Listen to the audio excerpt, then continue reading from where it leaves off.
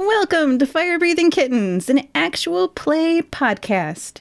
Every episode microplot is a complete adventure with a beginning and an end that fits into the overarching macro plot of the whole season.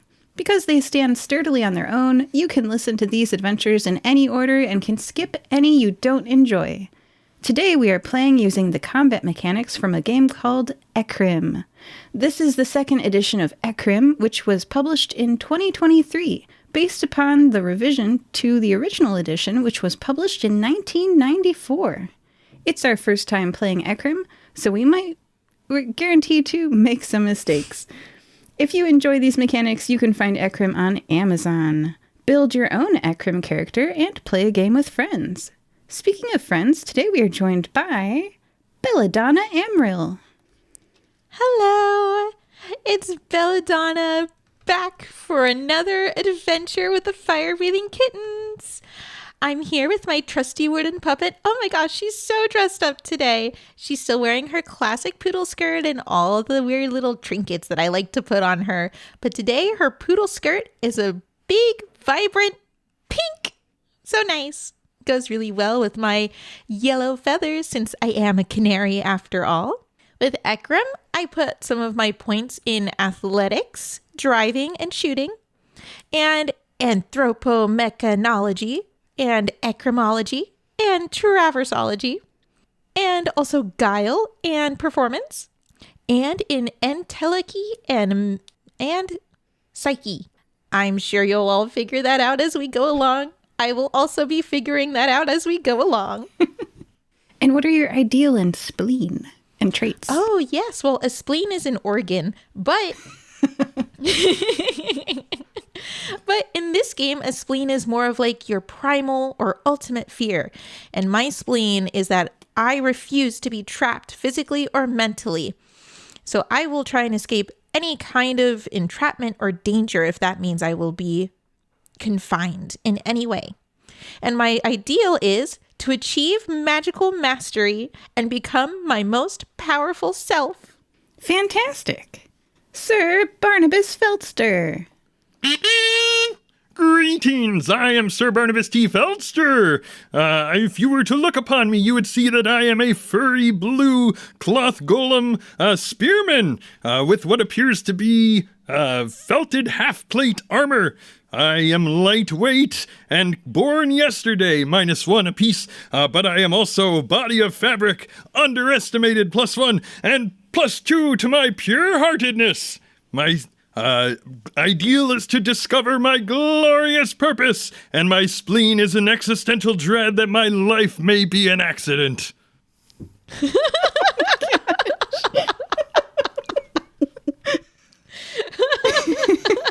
I believe in you, Barnabas. And what skills do you have points in? Yes, I'm particularly adept at fencing, specialized in spears, with my good buddy Lance. Have driving, athletics, quibbling for my inspiring rally, some loquacity, some performance, and then a bit of entelechy, the E one under cephaly. Yeah, the anancy control one. All right. Excellent. And Morning Mist. Hi, I'm Morning Mist. Trust me, despite my voice, I am super excited to be here. I'm about 7 inches tall, light gray, pixie, sprite. Doesn't really matter which one you call me. I've got gypsy moth wings and dress almost entirely in like doll's clothes that I find. My ideal is to be remembered, which, not as easy as you'd think being 7 inches tall. My spleen is being forgotten. How about that? Which means I'm going to take a whole bunch of risks, for better or for worse. My traits are a -3 for height. Again, bringing up the height thing, sorry. A +1 for middle-aged. I'm in probably my 40s. +1 for wealth. A +2 for resourcefulness. And maybe you can't tell by my voice, but I've got a +1 against bluntness.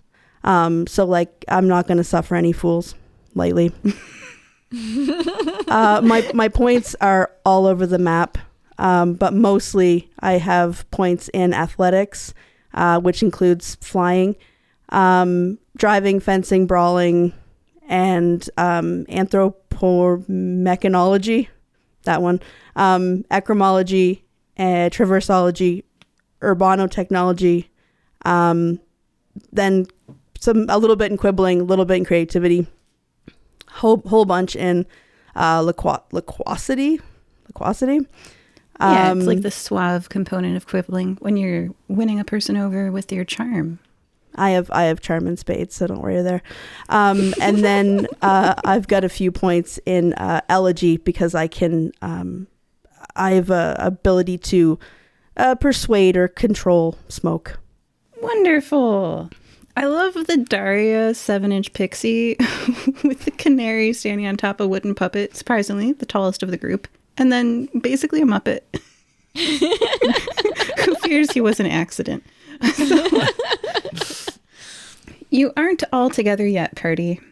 Each of you will have a scene before you meet up at the guild. In the classic tradition of showing not telling, we're going to remember a time from Morning Mist's past by experiencing it. Morning Mist. You are sitting at the bar in the Fire-Breathing Kittens Guild, staring into a cup. What drink do you usually choose to help you forget? It's probably Shirley Temple, which might seem a bit odd, but there's so much like red 40 and like dye and food coloring in it that for a little sprite like me, it's enough. I don't need the alcohol. Well, today you might need a second Shirley Temple. You stare down into its depths and your mind drifts. Morning Mist, before you worked for Everyday Protection Incorporated testing security systems, before that, there was a time when you were down on your luck. After you left the grove you were born in, with no resources, no friends outside the grove, nowhere to sleep at night, no food to eat, no place to call home, you quickly fell on the wrong side of the law. You used your size and how you can manipulate smoke to steal to acquire what you needed. While you got caught once or twice, you were always able to fly under the radar, har har, for the most part. Those were hard days. You remember the hunger of an empty stomach. It seems as fresh and as recent to you as sitting at the bar. Morning Mist, our perspective shifts and you are standing in a church of Vie Gardienne during a sermon. The light streams down on you from stained glass windows. There's that church smell in the air. Remembering this day is shameful. Perhaps you came here to atone for your thieving sins. Perhaps you just followed the flow of the crowd and their full pockets through the church doors. This is the current situation. It's during a sermon. You were just sitting and then, along with everyone else, stood up and are now standing in a pew. A few nuns wearing wimples have moved in the aisles. One nun approaches your pew and hands an offering plate to the man on your left. He places a few gold coins into the offering plate and hands it to the woman on his right. She places a few gold coins into the offering plate and hands it to the man on her right. He places a few gold coins into the offering plate and hands you a plate covered in gold coins. What do you do, Morning Mist? I have a gold coin that isn't a gold coin. It just looks like a gold coin. And inside of it, there is a small enough spot where I can hide a little piece, a little tiny box with some of the smoke that I try to keep on me at all times. And I toss that coin nonchalantly into the offering plate. And is there anyone else on the end of the pew? Am I on the end of the pew? Yeah, there's people to your right. Yeah. Okay. I toss it in there, knowing that when the service is over and that gold coin joins all the other gold coins, it will be able to slowly start to leach some of the gold out of the other gold coins and kind of keep it into this little box that I can then fly in myself, and take over that leached gold, leaving a whole bunch of coins that are virtually worthless.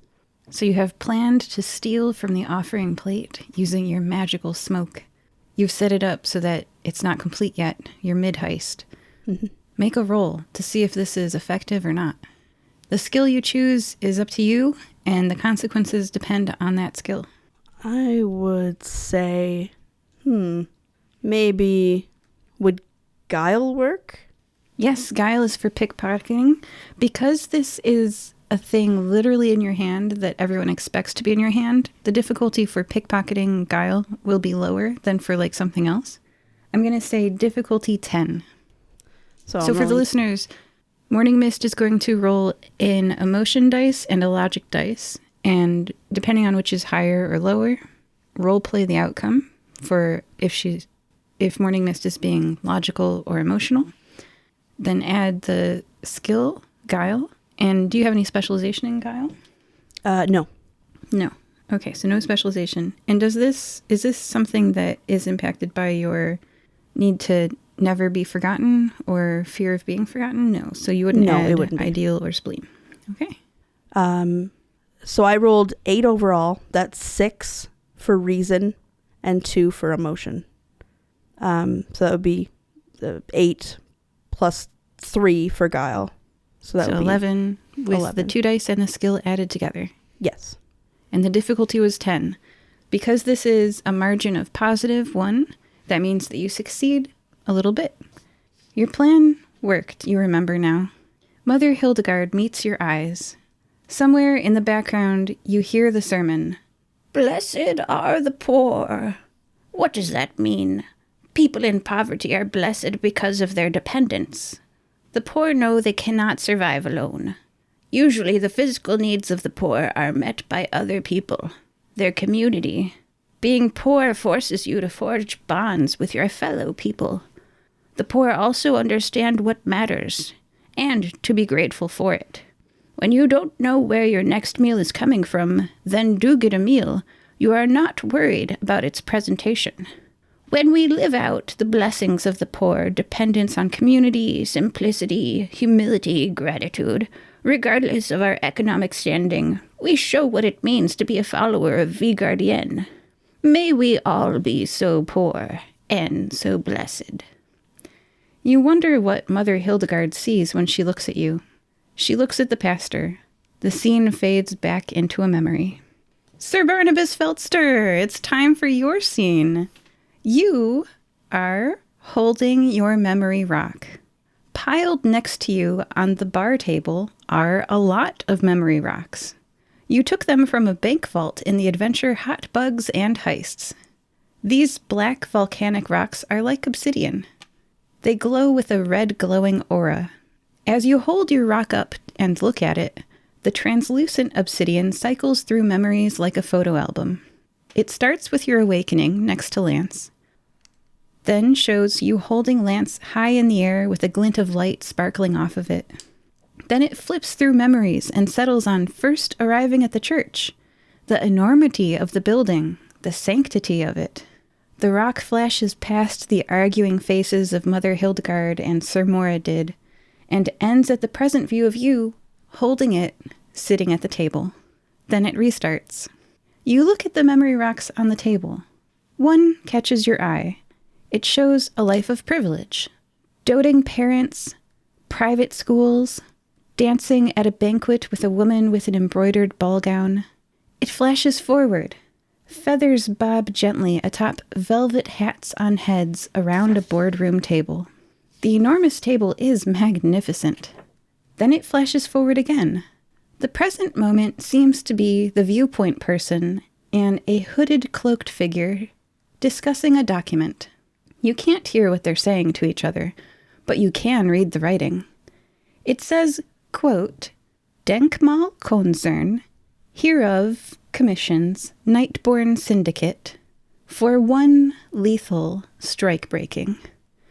The Nightborn Syndicate shall, pursuant to prior covenant, be held harmless for the release of one deluge of Ecryme upon the gathered striking union workers outside the front gate of Denkmal Konzern one day hence. Denkmal Konzern shall be indemnified against all consequences therefrom. Pursuant to the Saint Lumiere Convention, any survivors of the initial deluge shall be left to their own recognizance. In witness whereof, and then the person whose rocket is, signed the name Sylvester Camusot, Denkmal Konzern, and the hooded cloaked figure signed the contract as Judy Rubempre. This game's French. Rubempre. I'm not French. Nightborn Syndicate. As she reaches forward to sign the contract, Judy's hood angle shifts and allows some light to reveal the large vertical fencing scar down her left cheek. By the way, if you need any of that repeated, you can ask. I'm taking copious notes. I'll just rattle back quickly.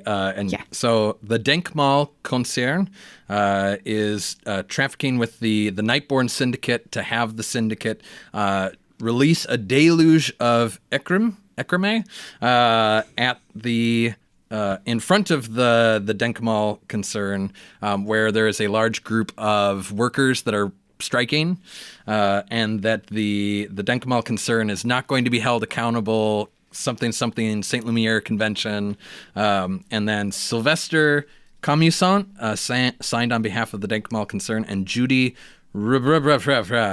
signed on behalf of the Nightborn Syndicate. Yeah, I'll spell basic Are brushstrokes. Yeah. RUBEMPRE. It's one of the names from the Ecryme rulebook, so I was like, woo. Yeah, perfect. All right. Belle, it's time for your scene. During your last adventure, just trying to pay rent, you and your fellow fire-breathing kittens discovered an interstellar ship. Let's change the power level of the game a little bit. It was very cool. Yeah. You explored space with your fellow fire-breathing kittens, finding a darker-than-black ancient magical artifact that danced and maybe took memories from the person who held it. You bumped into some old enemies who hunted you from the space cantina through the jump portal to ambush you on a desert planet, where they buried their ship under sand, waiting. Then once you were walking above, floated their ship out from under the sand and, launching volleys, blasting, nearly killed you and your friends. After that, it was hard for you to feel safe. You would have returned to where you came from, but after the adventure Dust to Dust, where you interacted with the darker-than-black ancient magical artifact that absorbs sound, you no longer remember where that is. And, what's more, because of what happened in Where There Be Sharks, you are afflicted with the curse of being a wereshark. You're a shark most days of the month and only regain your canary bird form under the light of the full moon. Is that all correct so far? That is all correct. Yes. So with all of that combined with a cure for weresharkness found by your fellow breathing kittens but lost to the ethics of not wanting to sacrifice a small town to powder their bones, you set out for an alternative cure. You'll find a way to not be a wereshark anymore. You'll find a place to call home. And that is why you're currently inside a Dragon Ball Z style spaceship pod. It's a sphere of a spaceship, similar to a magic 8-ball, that is just barely bigger than your shark form. Mrs. Platchett's ship helped you and your fellow fire-breathing kittens design and build it.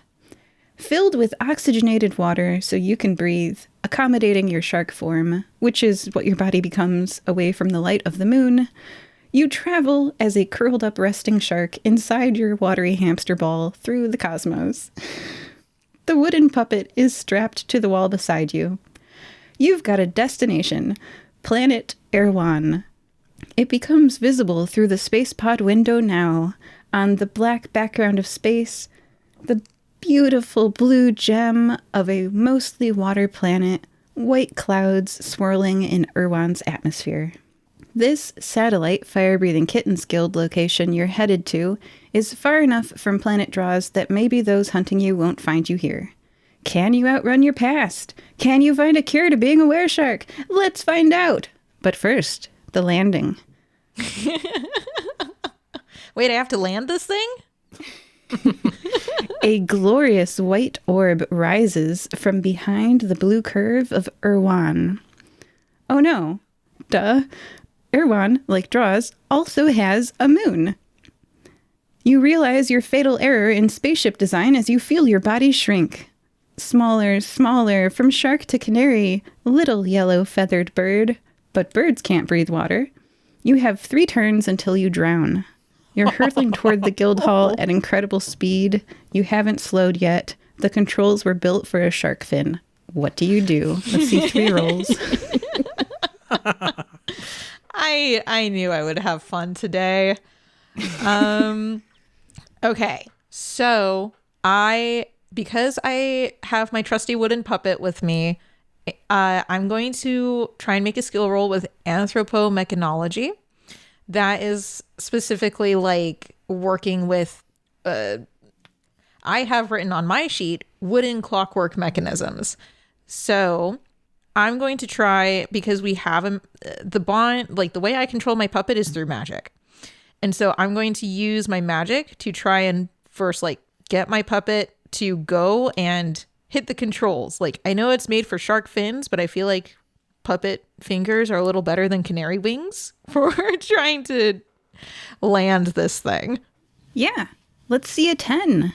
Okay. So because it's not a combat roll, I will roll 2d6 and then I'll add my anthropomechanology to it, which is 5. So hopefully I got a 6 on the dice. So plus 5 is 11. Hey, the first roll succeeds.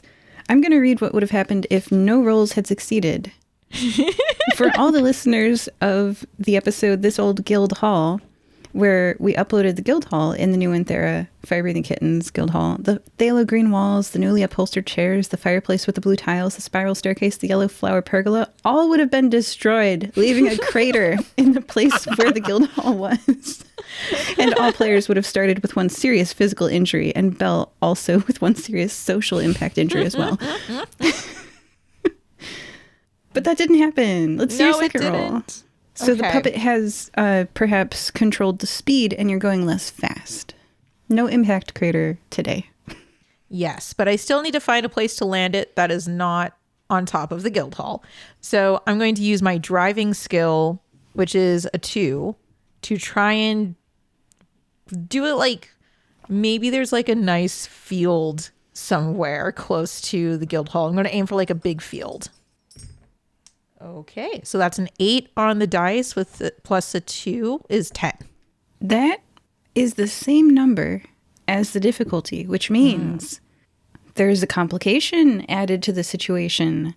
Yes, you navigate there, but, and so here's when we add a complication in a different category.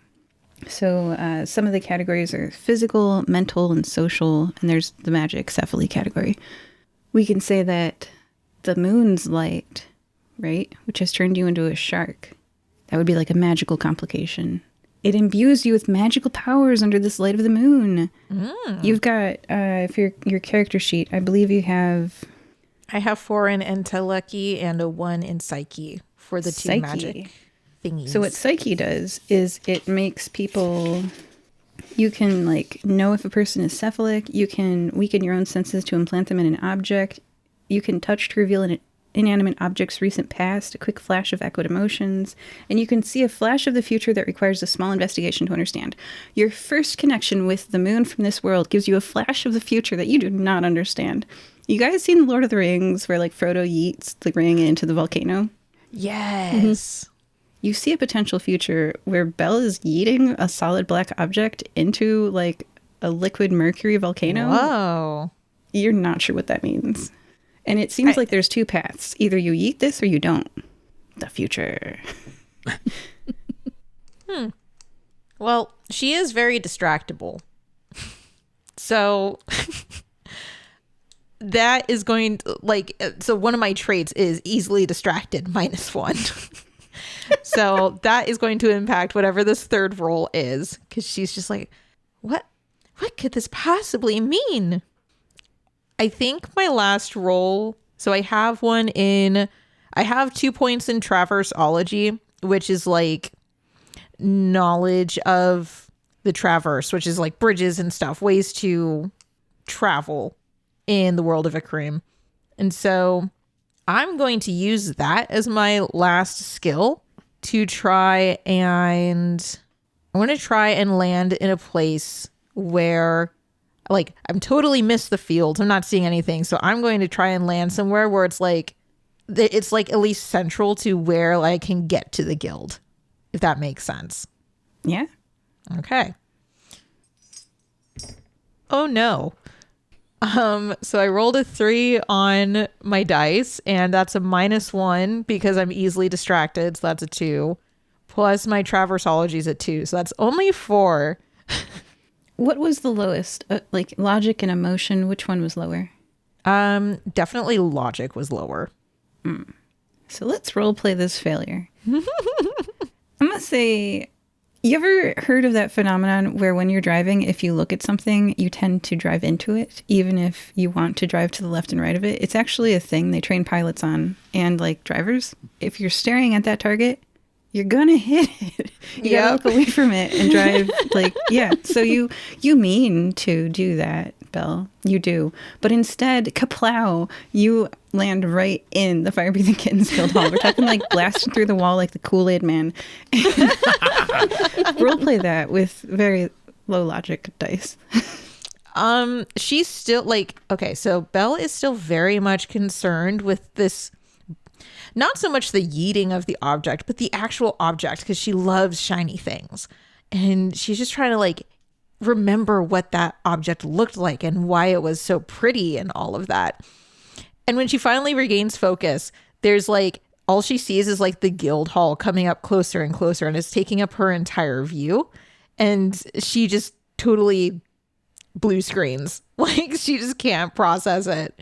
And before she can even like make a sound, it pow, like crashes right into the guild hall. And the door like opens up, and there's just like a little bit, there's like water sloshing out. And the puppet like wobbles out and slips on the water and falls on the floor. And Belle comes out right after it. She's just kind of like flapping, trying to flap her wings, and then just kind of like falls onto the puppet and says, where? Ouch.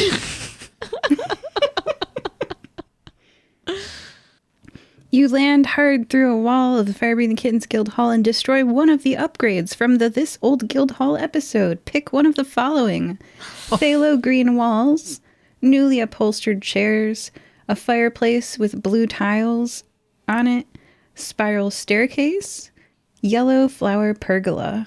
Pick one and it's destroyed. I'm going with the wall. Oh, the phthalo green walls. Yeah. Yeah, you can't be painted if you've got brick parts exposed. I've written that down. All 3 players. You start the game with 1 superficial physical impact injury from the debris. And Belle, you start with 1 superficial social impact injury.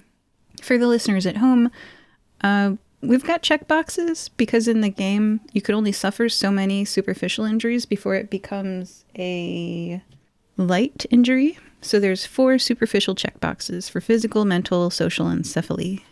Well, this is embarrassing. So Belle gets up and like kind of rights herself and gets her puppet to stand too. And she stands on top of her puppet's head, and her puppet dusts off her bright pink poodle skirt. And Belle just looks around and says, I am so sorry. There is just this really shiny thing from the moon, and it was trying to tell me something, and I just got, oh my goodness, is that a yellow pergola? Who decided to put the yellow pergola in? Oh, I love it. Weakly from a pile of rubble across the room, Sir Brown's like, What's a pergola? and I'd love to just give in the audience mind a flashback to 10 seconds ago as Barnabas was sitting and looking at stones and like hanging out next to the phthalo green wall, and all of a sudden this huge shattering and just like flying at the camera, this floppy blue body go, "Ah!"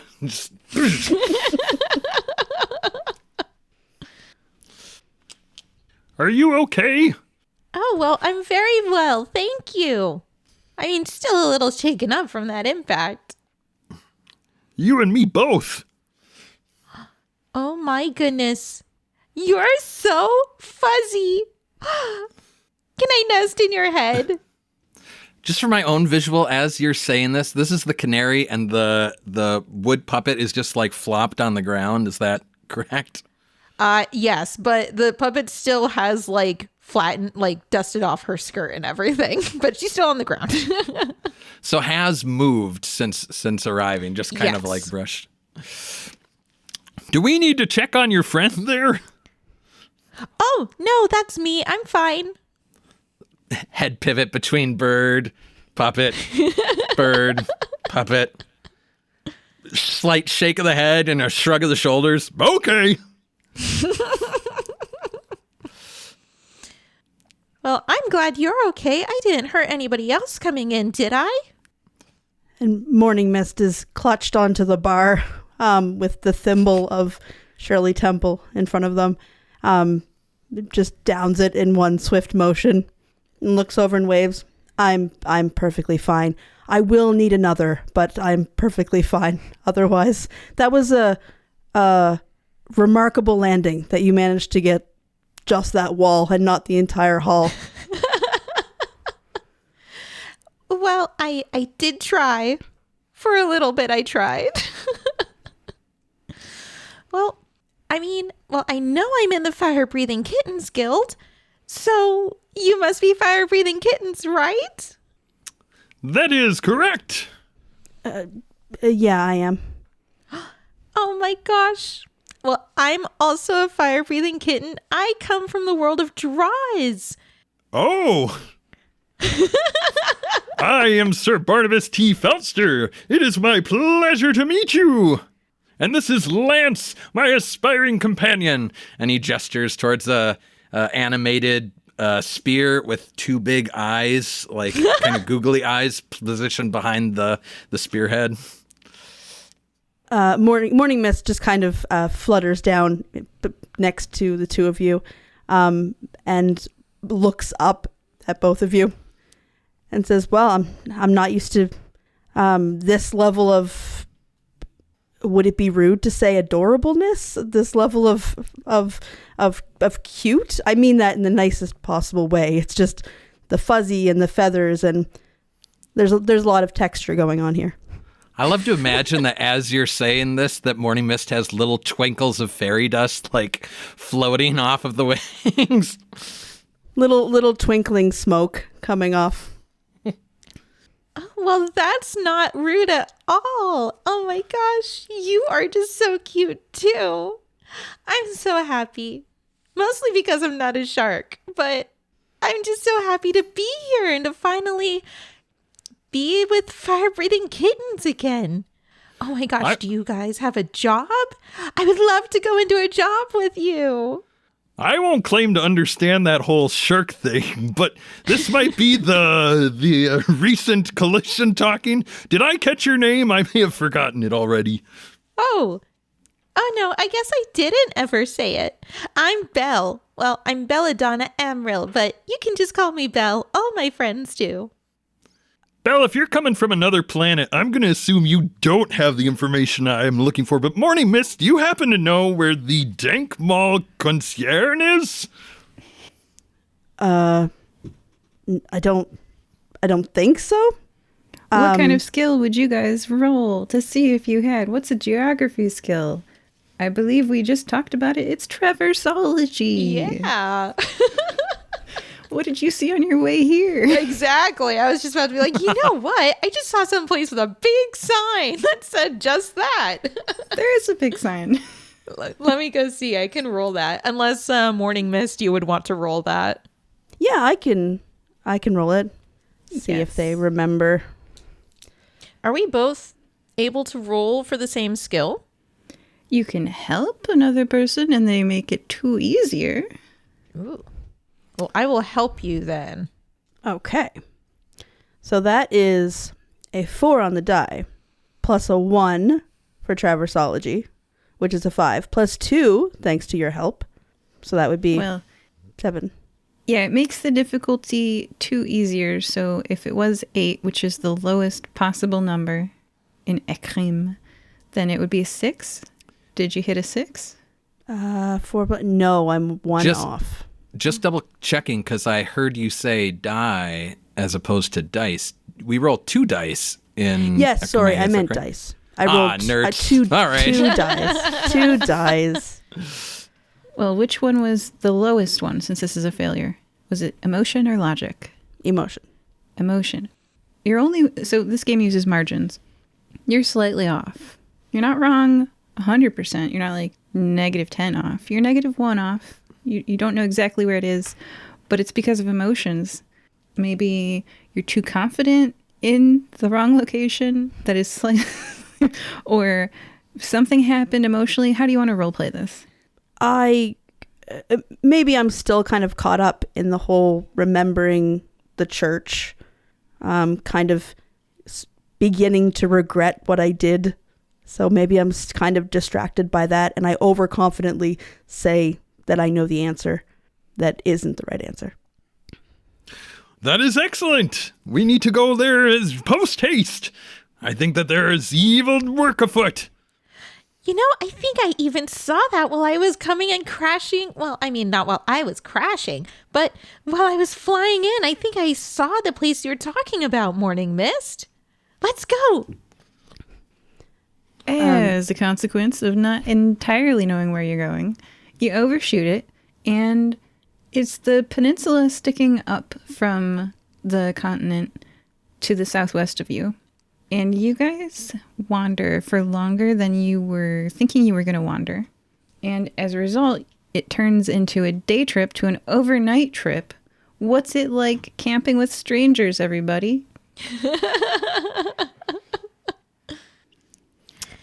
And so then we were in the ocean. And all of these sharks were around circling this one box of something. I'm pretty sure it was drugs. And so we had to go get it because we had to save everybody. And so everyone was like on the boat, and Muriel was like, oh, I don't know if we should do that. And so I just went and dove into the water so I could get it. And then that's when I got bit by a wereshark. I didn't know at the time that it was a wereshark. Well, I did know, but I forgot. And so after everything, it worked out okay. Like everyone was fine. But then once the next full moon came and went, I was just a shark forever. So I've had to go and carry a fishbowl with me in my puppet so that when I'm a shark most of the month, I can, breathe. But now I'm a canary, which is kind of, it's nice. But I really thought I was going somewhere that didn't have a moon. You were a canary until the next morning happened because you spent too long wandering around, and now you're a shark for the rest of this episode. Oh, and instead of arriving with plenty of time to tell people about the attack the next day, you arrived the day of. Mm-hmm. We got to get people out of here. No. Quite the complication. You are now at the open front gates of what the sign very largely proclaims to be the Denkmal Konzern Railroad Factory. A path leads around the side of the building, downhill, along a retaining wall. You hear a crowd from that direction. I think that those people are in danger. Perhaps if they're going to dump. And I would love to believe that we didn't fritter away the whole evening camping together. And so resting upon the sure and certain knowledge that Sir Barnabas filled his compatriots in on what he had seen.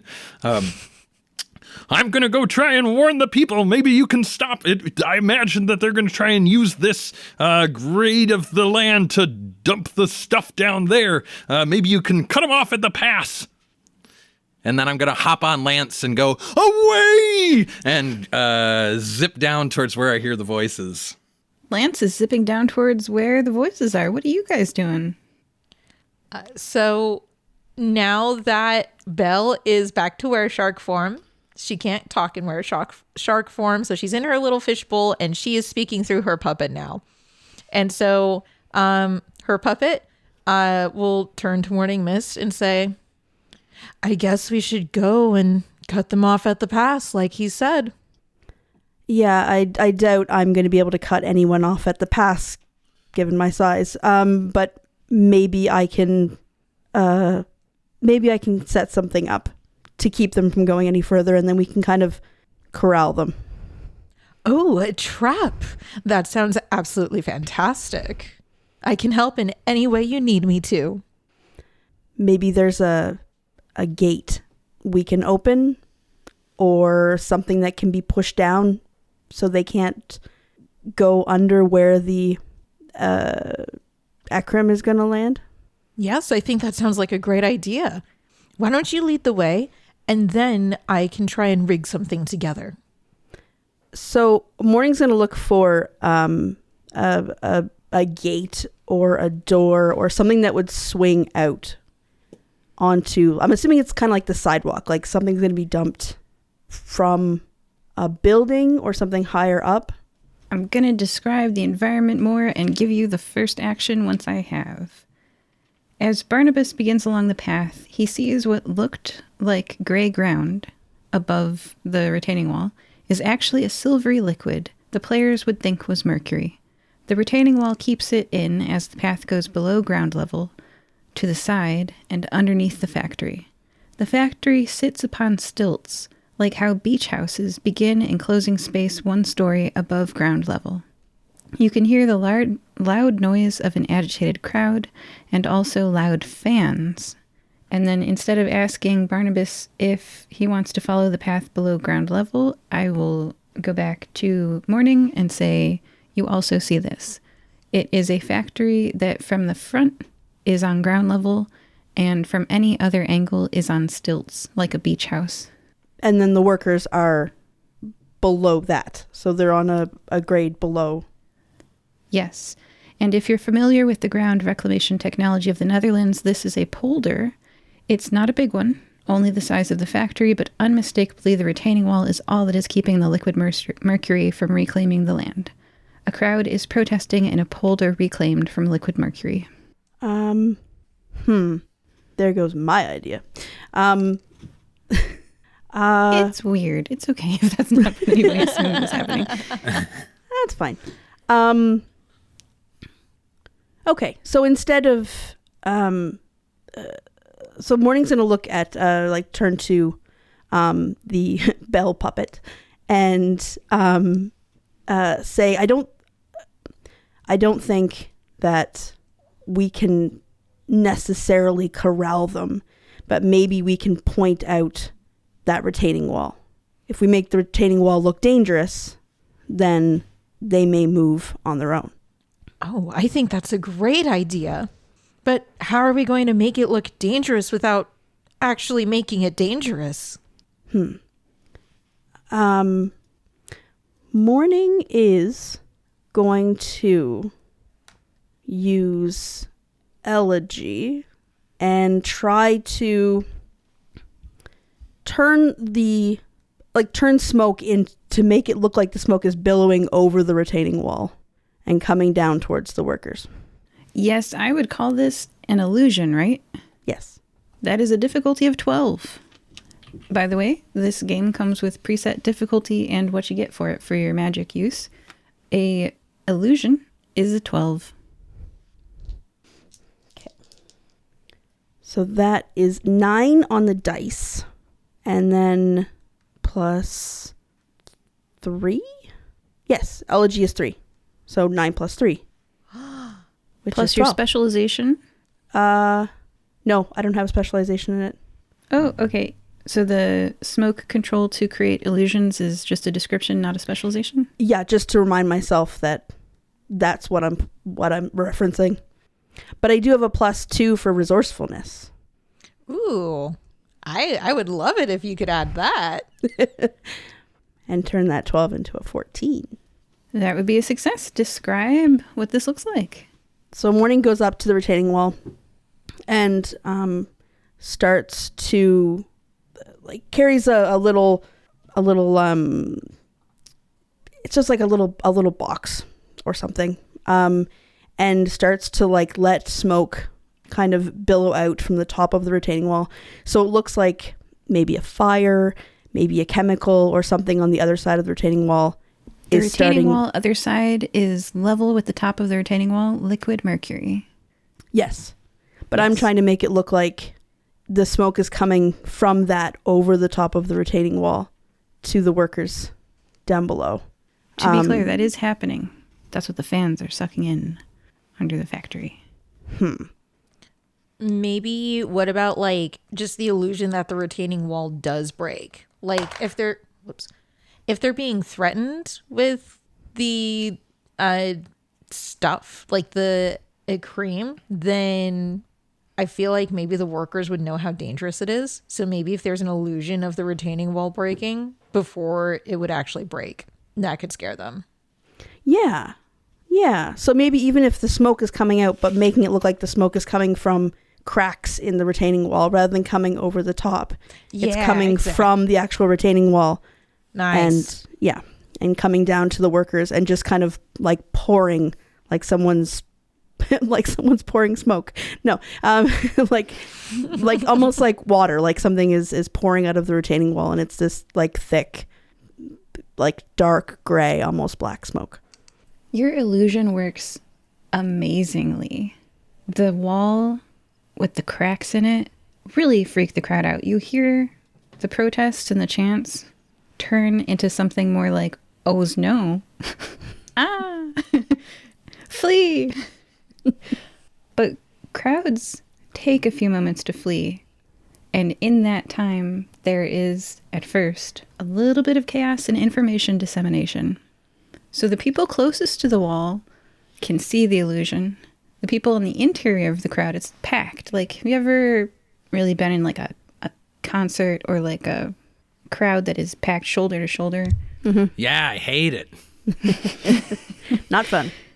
The people on one side of the crowd are aware of something that the people on the inside of the crowd aren't. It's going to take a few turns for everyone to notice. And in that time, who knows what's going to happen? So success on the illusion, the crowd will all exit and come back up here. But in that time, they are vulnerable and the person who is attacking them hasn't been stopped. Sir Barnabas, you were rushing down there and everyone else starts rushing up. There's a crowd of people, but just a small note for you. The ground that you stepped on in that brief moment that you were down there was squishy and hissed when you stepped on it. There's a strange atmosphere. It's like everyone in the crowd is staring at you, but you turn your head expecting to see eyes, and no one is. And yet, someone, something, sees right through you. You feel incredibly exposed and vulnerable and like you're hiding nothing. The factory looming above you on stilts, the fans sucking in vapors that the mist over the sides of the dam, accumulating in the polder. Those fans pull those vapors up into the factory. So the people are already like rushing back the way that I came to like head up from the polder to the high ground. Some of them are and some of them aren't. Some are, some aren't. Okay. So definitely want to, swing to the side so they can freely get past me because they're doing what I want them to be doing. And I would like to try and rally those who have not yet moved and kind of break through their stupor and call them to follow as well. Saying, "Come, the one known as Sylvester has made nefarious dealings with the Nightborn Syndicate. You are all in grave danger. We must flee." All right. Yes. You weren't aware that your friends are casting an illusion and do not know that it is an illusion, that the walls have cracked and started releasing smoke. Oh no!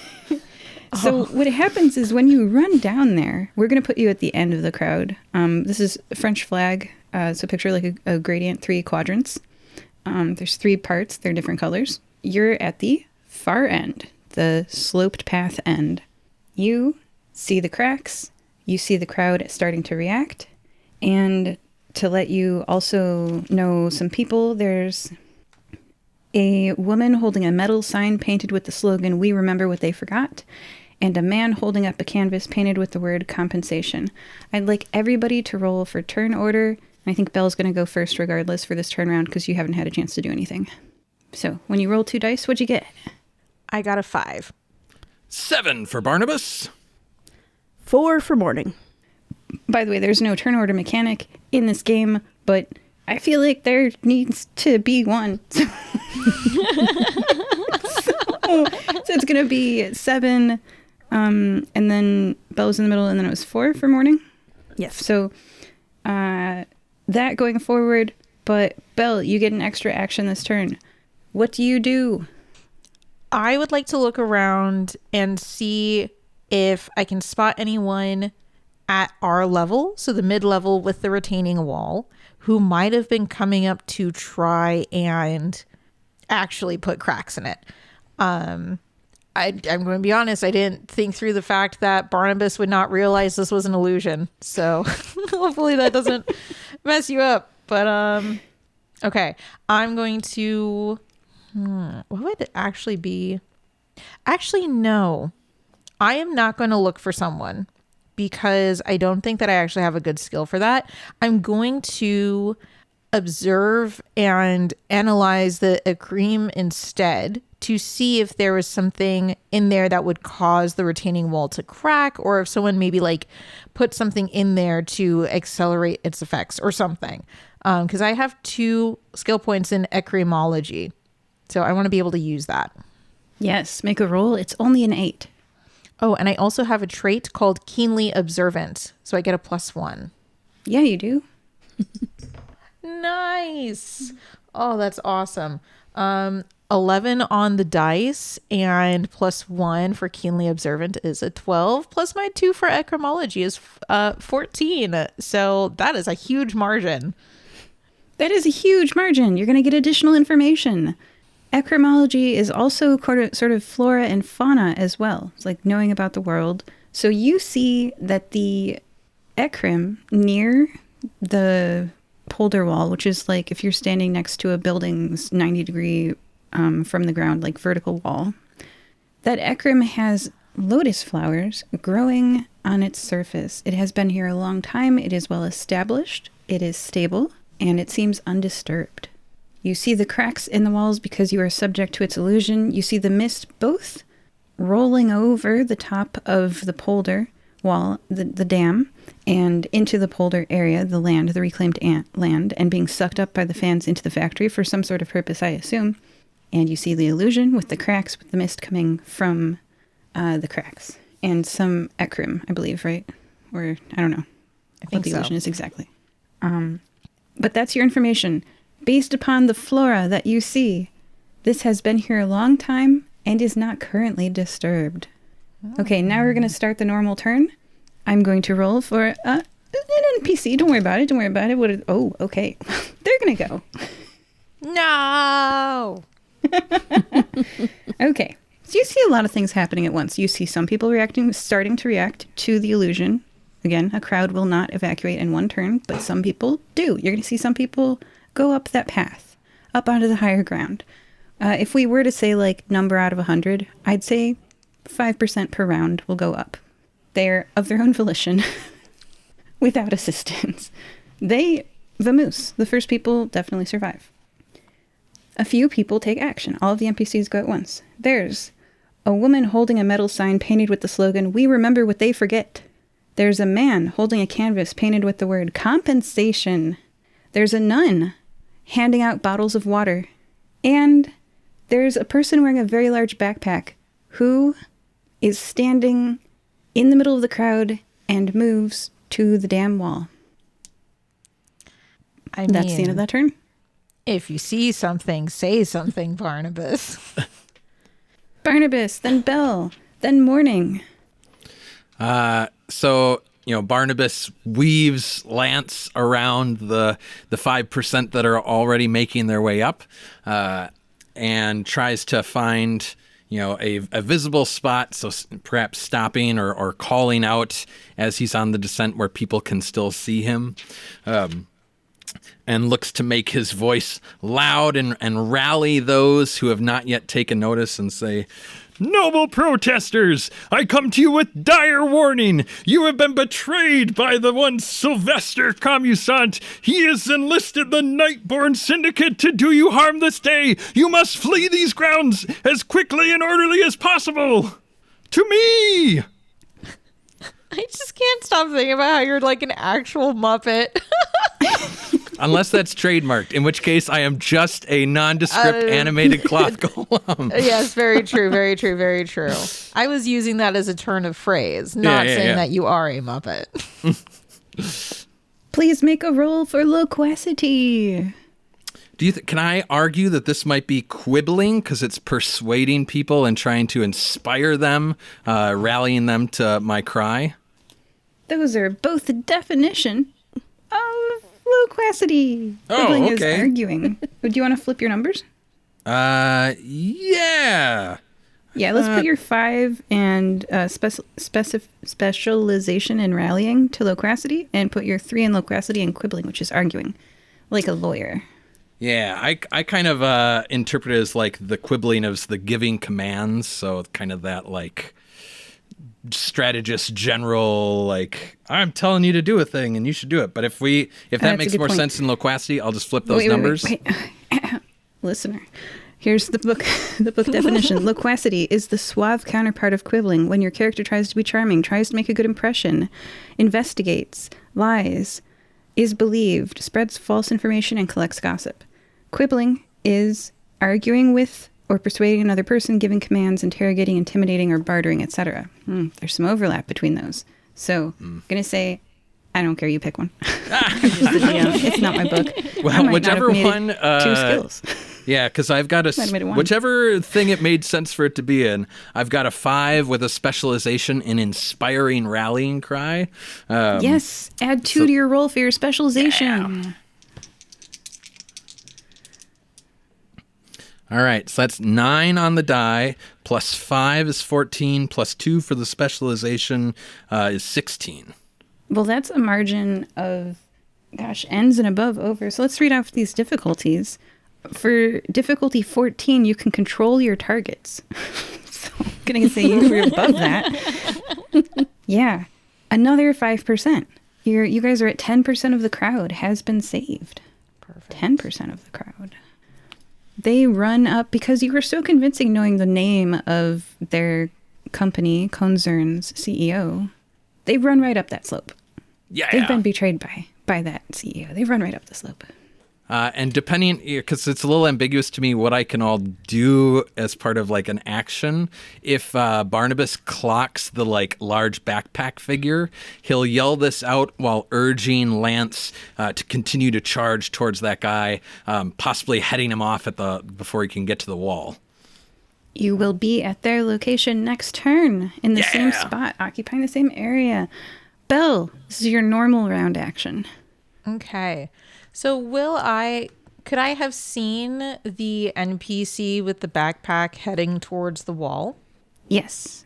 Okay. Because there is no observation skill in the list of skills. There's two arguing with people skills. There's no like seeing stuff skill. So yeah, you see it. Auto pass. Perfect. Awesome. That's definitely a little suspicious. So I'm going to use my psyche skill to try and discern my target's surface level thoughts. That's an 8. Thank you for the helpful rulebook, what your magic can do for you at different numbers thing. So Psyche 8 can perceive target's surface thoughts. Yes, and I only have 1 point in Psyche, so hopefully I can roll okay, because I don't think any of my traits really work for this, but that's okay. Oh, I got an 8 on the dot. It was 7 on the dice and then 1 plus 1 in Psyche. Fantastic. I would say you achieve your goal. And this you're using your first Psyche roll of the game, right? This is your first. Yeah, it is. Yeah, the first time you've unlocked this new magic with this new world, with this new moon powering you, I guess. And I would say this also uses your ideal, where you achieve a magical mastery and become your most powerful self is the one thing that you want the most in life. So roll 1 extra dice and replace your lowest number with this. And let's see if we can get your margin above 8. Yes. So my lowest was a 2 and I rolled a 5. So that brings my total up to 11. Very nice. Very nice. That's an even higher margin. That means that, yes, you absolutely know the surface level thoughts of this person. A woman's voice sounds in your canary ears, and you hear, drop the load at the dam, and it goes boom. Ooh. So with looking at Psyche at a difficulty of difficulty 10, so I got an 11, so I'm wondering if I can bootstrap on a little more to it. With difficulty 10, the character can weaken thoughts and surface level emotions. I do not attack the target's whole mind, but rather their certainty on a specific point. Doubt and attrition are their weapons of choice. Yes, you did achieve a 10. You can do this. Okay, great. So hearing that thought, Belle just automatically reacts with, is that safe? And trying to put in the thought of you're dropping off the payload, but what if it goes off before you're safe? You don't want to be splashed with Ecryme, right? So maybe getting them to hesitate or maybe take a different path or something like that, even just to buy a little more time. Okay. So what they're going to do is double check the backpack as they set it down to make sure that it's really going to go off, et cetera, that it's been set right. This doubt makes them delay. So instead of on the next turn, they would have dropped and run. Now they're going to drop and check and run. Perfect. And I will just tell Morning Mist, that person right there, they're going to drop the payload and boom, you got to stop it. Morning Mist, it's your turn. 10% of the folk have evacuated. There is a woman with a metal sign painted with the slogan, "We remember what they forget," a man holding a canvas sign painted with the word compensation, a nun, and you've just been pointed out, a person with a backpack. Okay. Oh, and I'm keeping track of rounds. We have 3 rounds until things go boom. Round 1 is complete.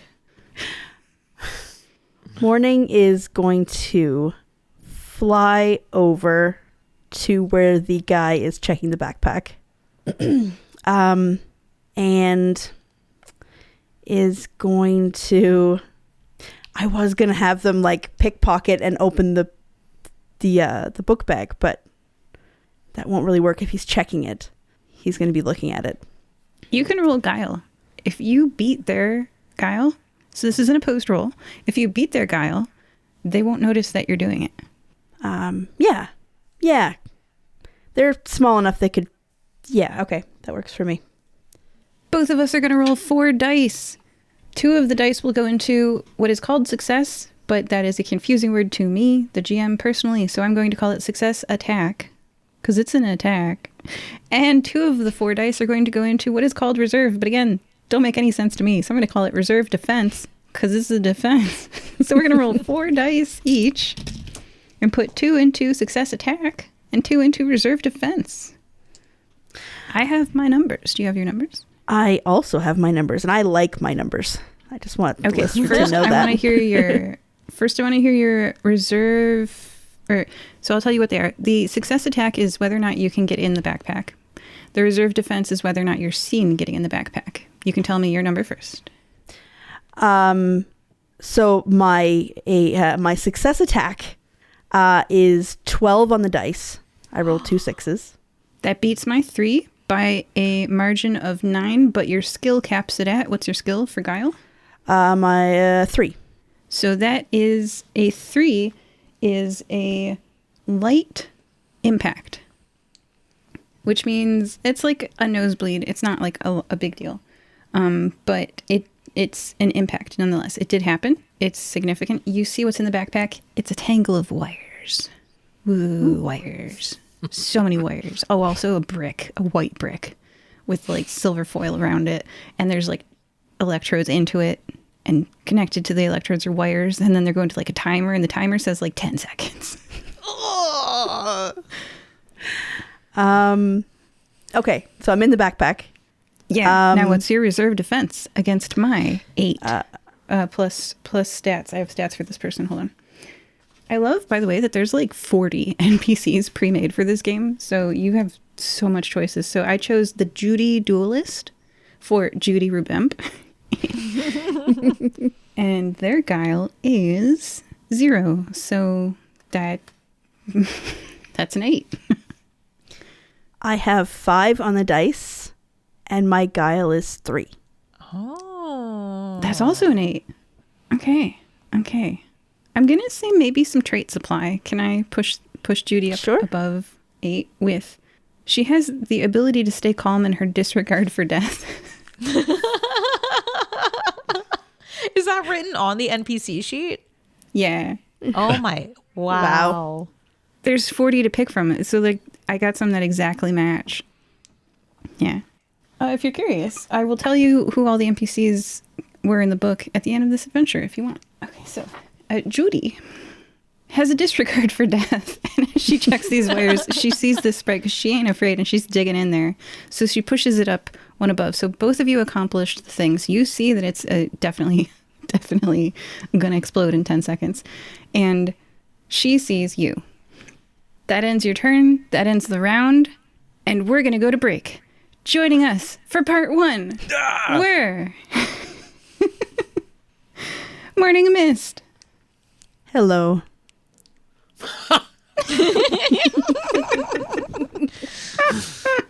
That's like the shocked version of hello. Like she sees the bomb is like hello. Hello, what's this? Belle. Oh, it's a bomb. And Sir Barnabas Feltster.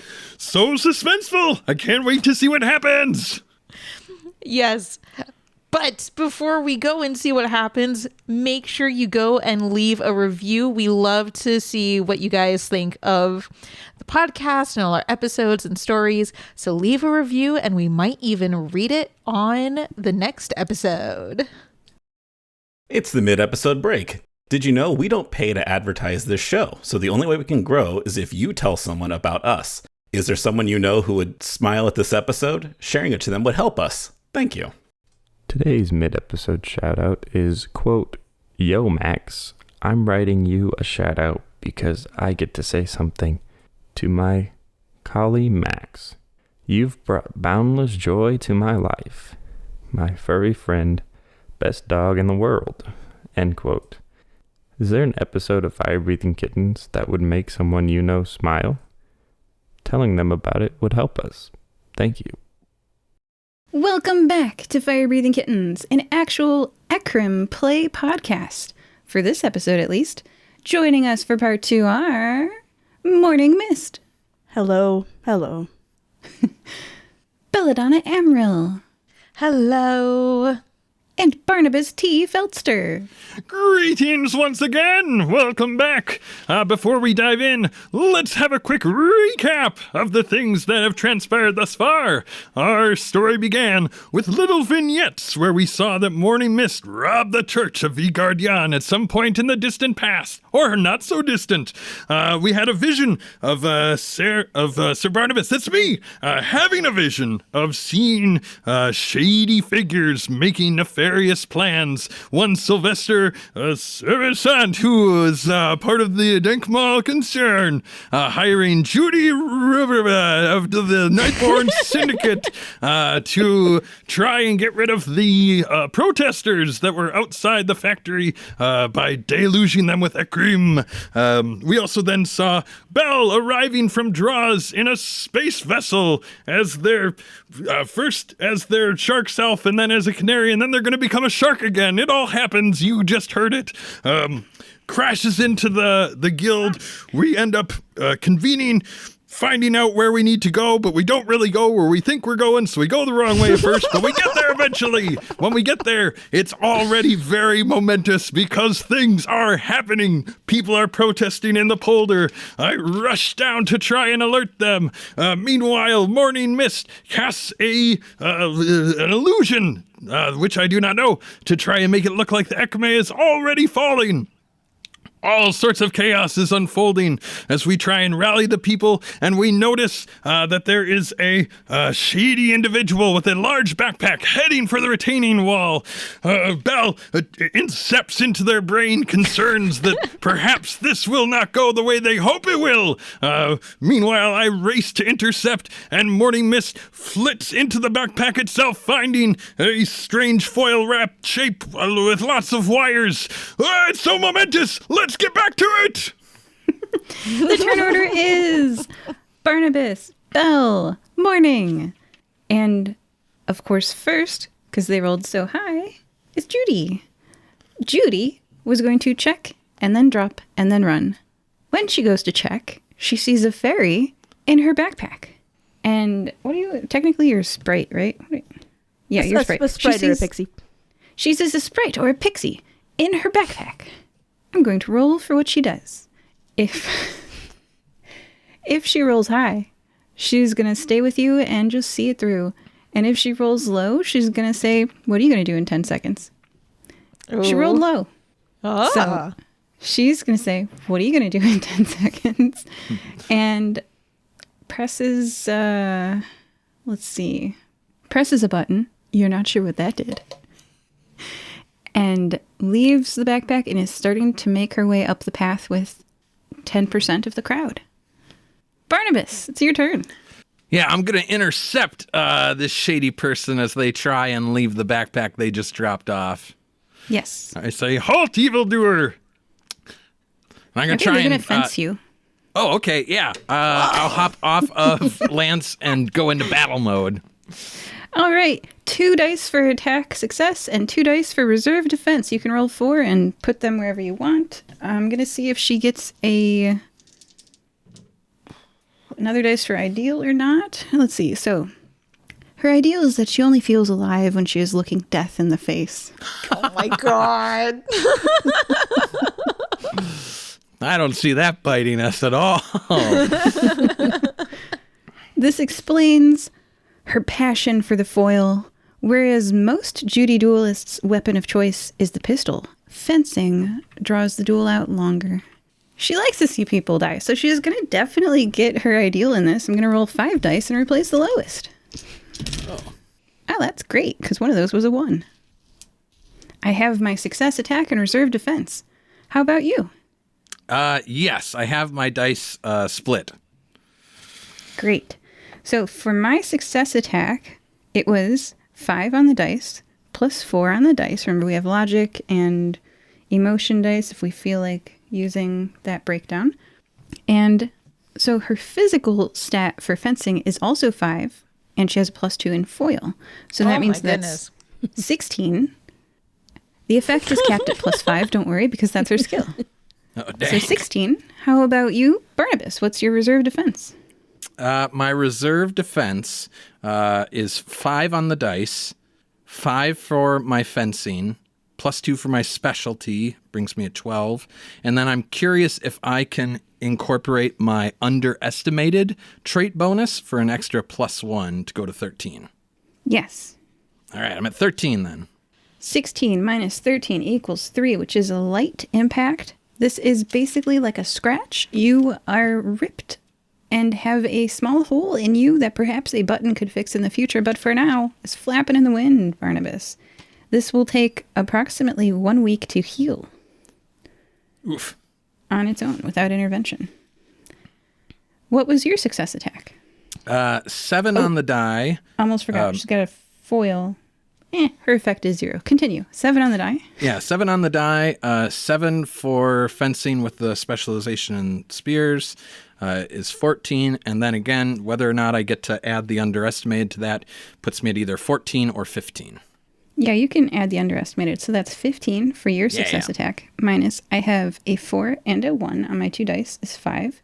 Plus her fencing of 5 is 10. Plus her foil of 2 is 12. Plus her trait ability to stay calm is 5, 10, 12, 13. So 15 minus 13 is 2. And then because I'm using Lance the Spear, I think I get a +1 to the effect. You do. That bumps it up to a 3. Again, we have a heavy scratch for both of you. And you can keep track of how many superficial and light wounds and etc. you have. Once you don't have any more boxes left, it bumps up in difficulty by 1. So if you don't have any more superficial, it's a light. Okay.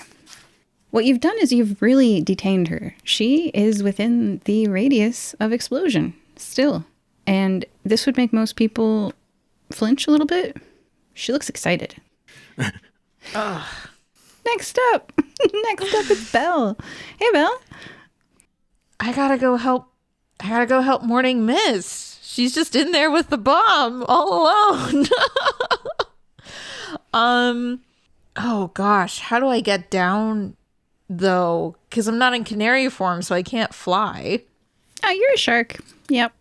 I am a shark within a puppet. Okay. I am going to use anthropomechanology to pilot my puppet from my shark tank to get down there and do what though? What could we possibly do? Wait, I have a shark tank. I have water. I'm going to go in and I'm going to like dump the water of my tank all over the bomb to try and short circuit it and hopefully make it fail. Is that stupid? I feel like that's really risky. It's bold and I love it. It is very bold, especially because Morning's still there. But you know what? Go big or go home. I know. And I gotta have enough water left. I mean, like, if we die, then it doesn't matter how much water I have for my shark form. But I need to make sure a little tiny shark survives. Okay. That's what I'm going to do. I'm sticking with it. Okay. I'll go on down. My anthromechanology is a 5 plus. So because it's 5, I get specialization and I have it for wooden clockwork mechanisms. So basically you move there. Movement's not a thing in this game. You move there, fine. The question is, do you explode everyone? Or does this make the bomb's timer change? I believe that strangely is also anthropomechanology. Yeah. But that's what you're rolling for. Okay. And it's a 16. Okay. Oh, God. Oh, we can try and disarm the bomb then. I would specifically like to grab a Morning Mist in one hand to like try and like put her in my little compartment along with, Shark Belle to try and protect her if it comes to that. If you're okay with that, Morning. They might put up a fuss. Oh, then I wouldn't do it. Like if you're like, no, then I'll be like, oh, okay. No, they would say, let's give it a minute. We try to defuse. Okay. And if I need to seek shelter, I've got you right there. Okay. Oh God, I'm like actually like nervous. Like the player is breaking into a little sweat here. Oh yeah, if you fail, people die. Yeah, including us. Maybe. At least some NPCs will absolutely die. Okay. Oh. Okay. So I've got Fiercely Brave as a trait. That'll give me a +1. And I've got Gnome Puppet as a trait, which will give me another +1. Is that okay? Yeah. Okay. I want you to hit 16. I don't want a lot of people to die. I'm just going to look forward to it happening. Okay. That's terrible. Oh my God. I got a 10 on the dice, plus my 5 in anthropomechanology is 15, plus my Gnome Puppet and Fiercely Brave is 17. Hey, you shorted the bomb. So for everyone, you're not really sure if the 9 8, 7 is going to do anything. I don't even know there is a timer. I don't have to worry at all. It might go off, it might not. What I'm going to do for you is give you a rolled dice to see if it explodes at the end of this or not. Okay. You poured water on it, and it did not immediately explode. Okay. I just turned to Morning, and I'm like, so that we're okay, right? We haven't exploded. It definitely did like a short. It did like a zzz. The detonator's different than the timer. Who knows? Oh. And now it's morning, and turn 2 is complete. At the end of turn 3, it's going to hit 0, which might or might not do anything. So the bomb is covered in water. And there was a little sizzle noise, so whatever that means. Morning has Urbano technology is like city stuff, right? It's not electronics or How much you know the local slang, dress codes of a city, the richness of their social and professional context in the city, the knowledge of your local history and religion and culture. It's if you know people in the crowd. okay. Which you do. Which I do. Do I know the person who set down the backpack? Nope. Okay. Darn. I was really hoping that would work. I'd really like Morning just to start ripping out wires, but that doesn't seem like a good idea. I literally just poured water all over a bomb. I think you could rip out wires and like be safer than what I did. They are going to focus on any wires that are coming out of where the timer is, like specifically. And also kind of as part of that, kind of as much as their size allows, kind of moving the bomb so that the actual brick of what I assume is explosive sits in the wettest part of the backpack. But the focus is the wires that are coming out of the timer. They're going to cut them with the dagger, essentially, that they have, which is like a piece of glass with grass wrapped around the handle. And they're just going to cut them, which I guess would be like an attack on the bomb. Would it be an attack roll?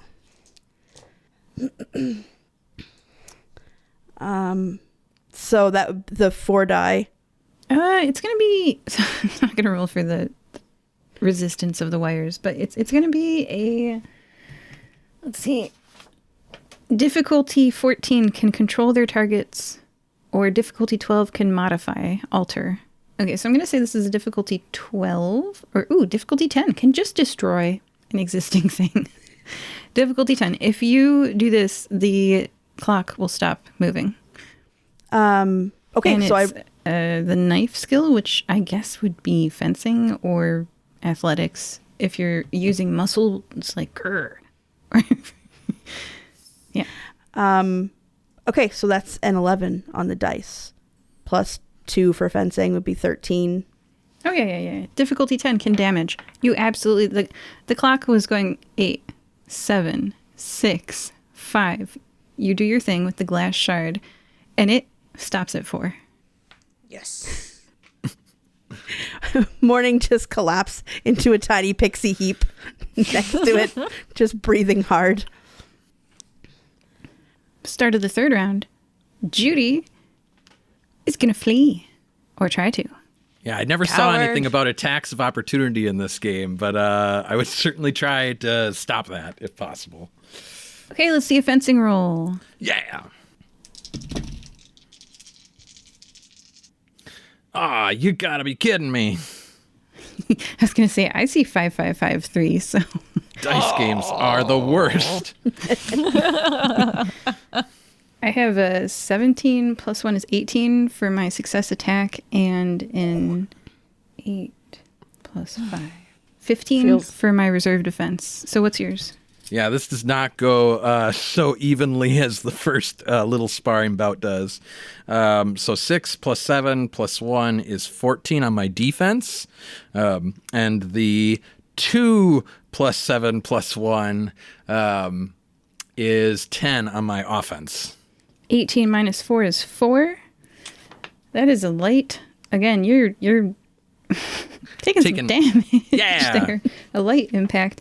And then a 10 minus 15 is a -5. So she actually gets 5 on you next time, because negatives in this game carry over to the next round as a positive for the person who was overwhelmingly strong. Yeah, So don't love that. If she hadn't escaped, she would have beaten you into the ground.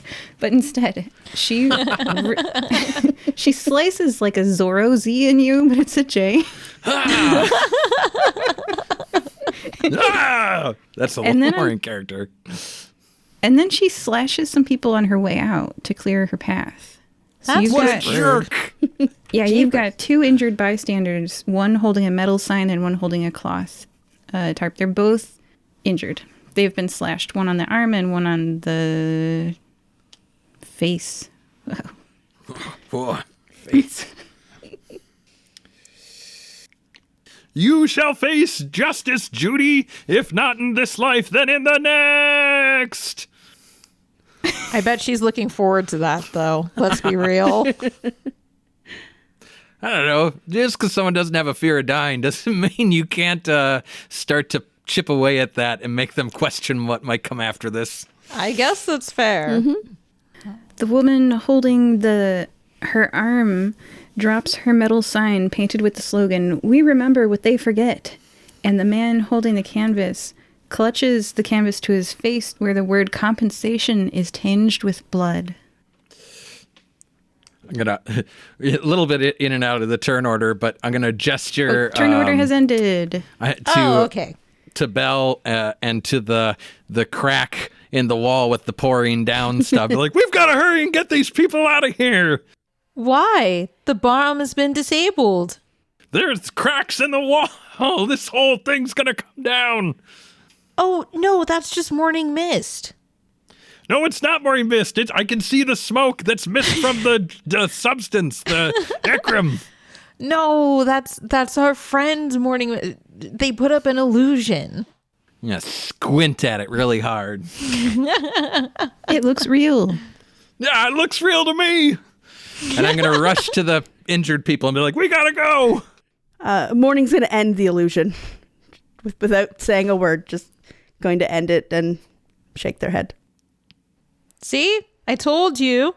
I don't trust it. We should probably still get out of here anyway. Well, were you able to go and capture whoever was going to do this? Did you not see? They totally ran off direction. Oh, I was busy pouring water on the bomb. Oh, yeah, no, it was a valiant fight between the two of us. But in the end, she was able to run off. Oh, you got a little rip in your nose area, and Belle is going to go and rip off some of her bright pink poodle skirt off of the puppet and just kind of like put it on you, and it just falls to the floor. But she says, well, I'm sure somebody will be able to go and stitch that on, but there, that's for you.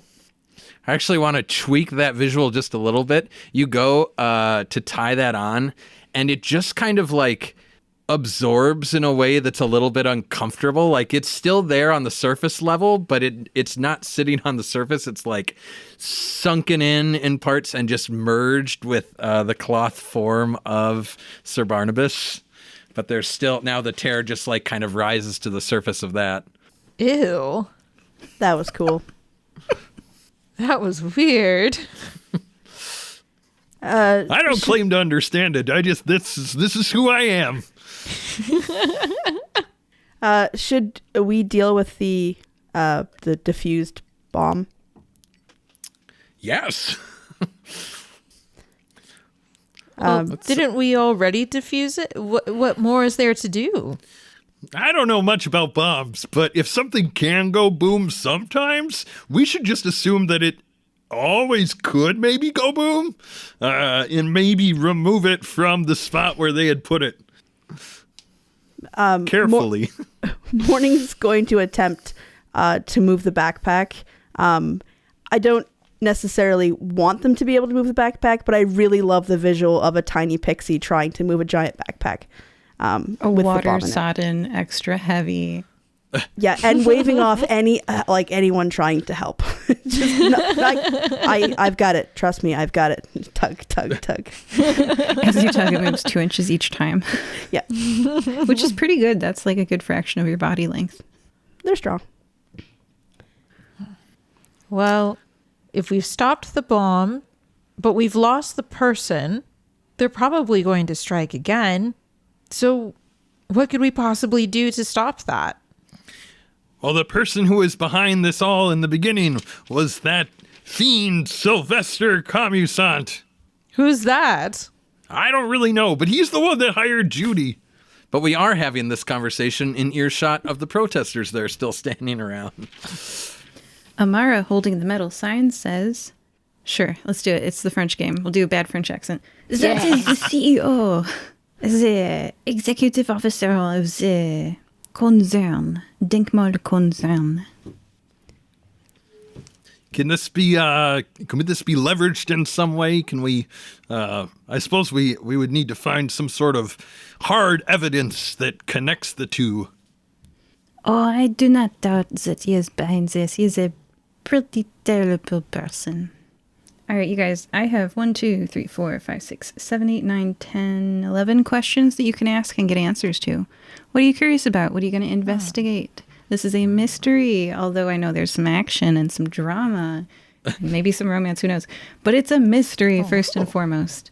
What questions do you ask? Dropped my pen when you said romance. I was like, wow.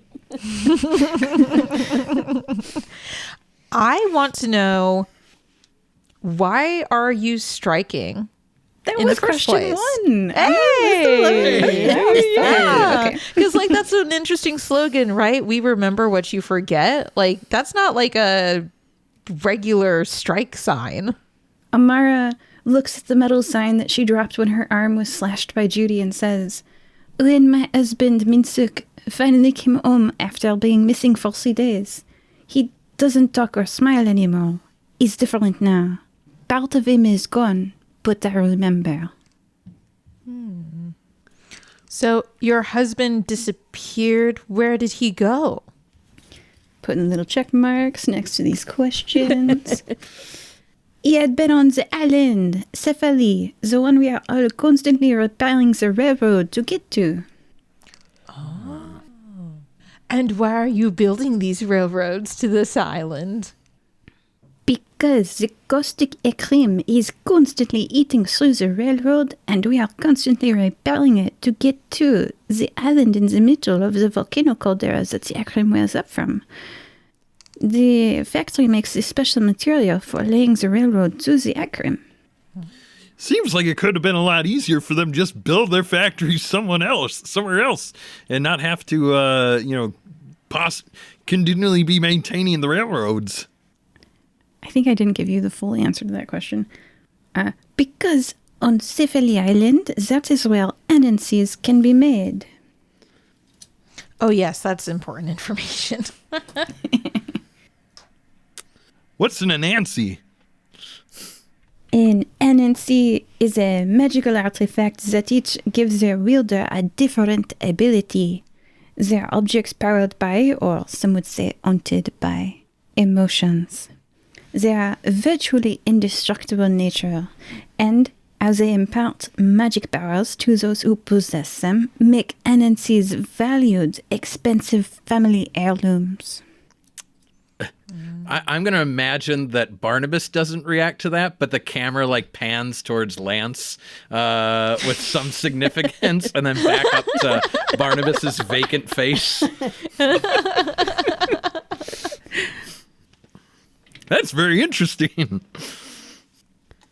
I take it that he's not been, this Sylvester hasn't been compensating y'all very well, kind of gesturing to draw that other individual with the canvas into the conversation. All right, this person has a high-pitched voice. We have not received compensation. This is a very tall What a bold man. choice. We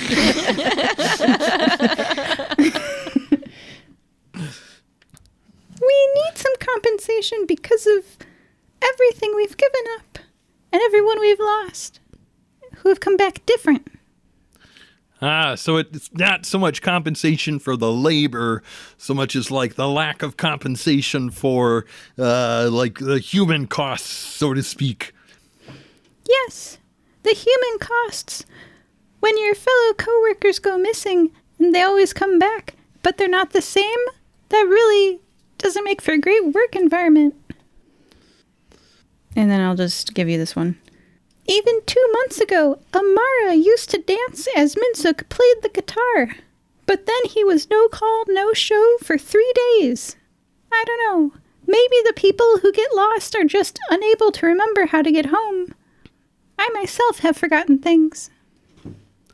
Seems a rather dangerous, like whole setup with people traipsing across precarious railroads to get to a job where they may not remember how to safely get home afterwards. No, I think it might be more than that.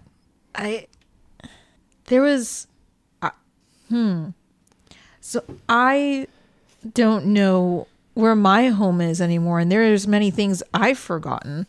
That was back on Draws, though. I wonder if there's a similar magic here on that Cephaly Island that maybe is very valuable to the CEO, but people who go there end up forgetting things and losing bits of themselves. It could be a similar magic. Have you also forgotten where your hometown is? I don't remember who my parents were or why I came to Denkmal Concern in the first place. At this point, all I know is that I work here. One would think they'd pay me for that kind of life impact being their employee, wouldn't you? Well, yes, people do terrible things to those who work for them, though, sometimes. If I could remember where I came from, I would leave this job and go home, but I don't remember. I don't remember where I came from either. I'm not from here, that much I know. Whoa, why don't you remember where you came from? What happened? Why don't you remember where you came from? I bet it has something to do with Cephaly Island. A lot of the people who go there forget things. Sounds like something heroes should investigate. If it's anything related to how I lost my memories, we better not touch anything. What were you touching when you lost your memories? It was something black, shiny, and dusty, I seem to remember. It's a little bit hazy, but we just better not touch anything that looks black, shiny, or dusty. Or artifacty.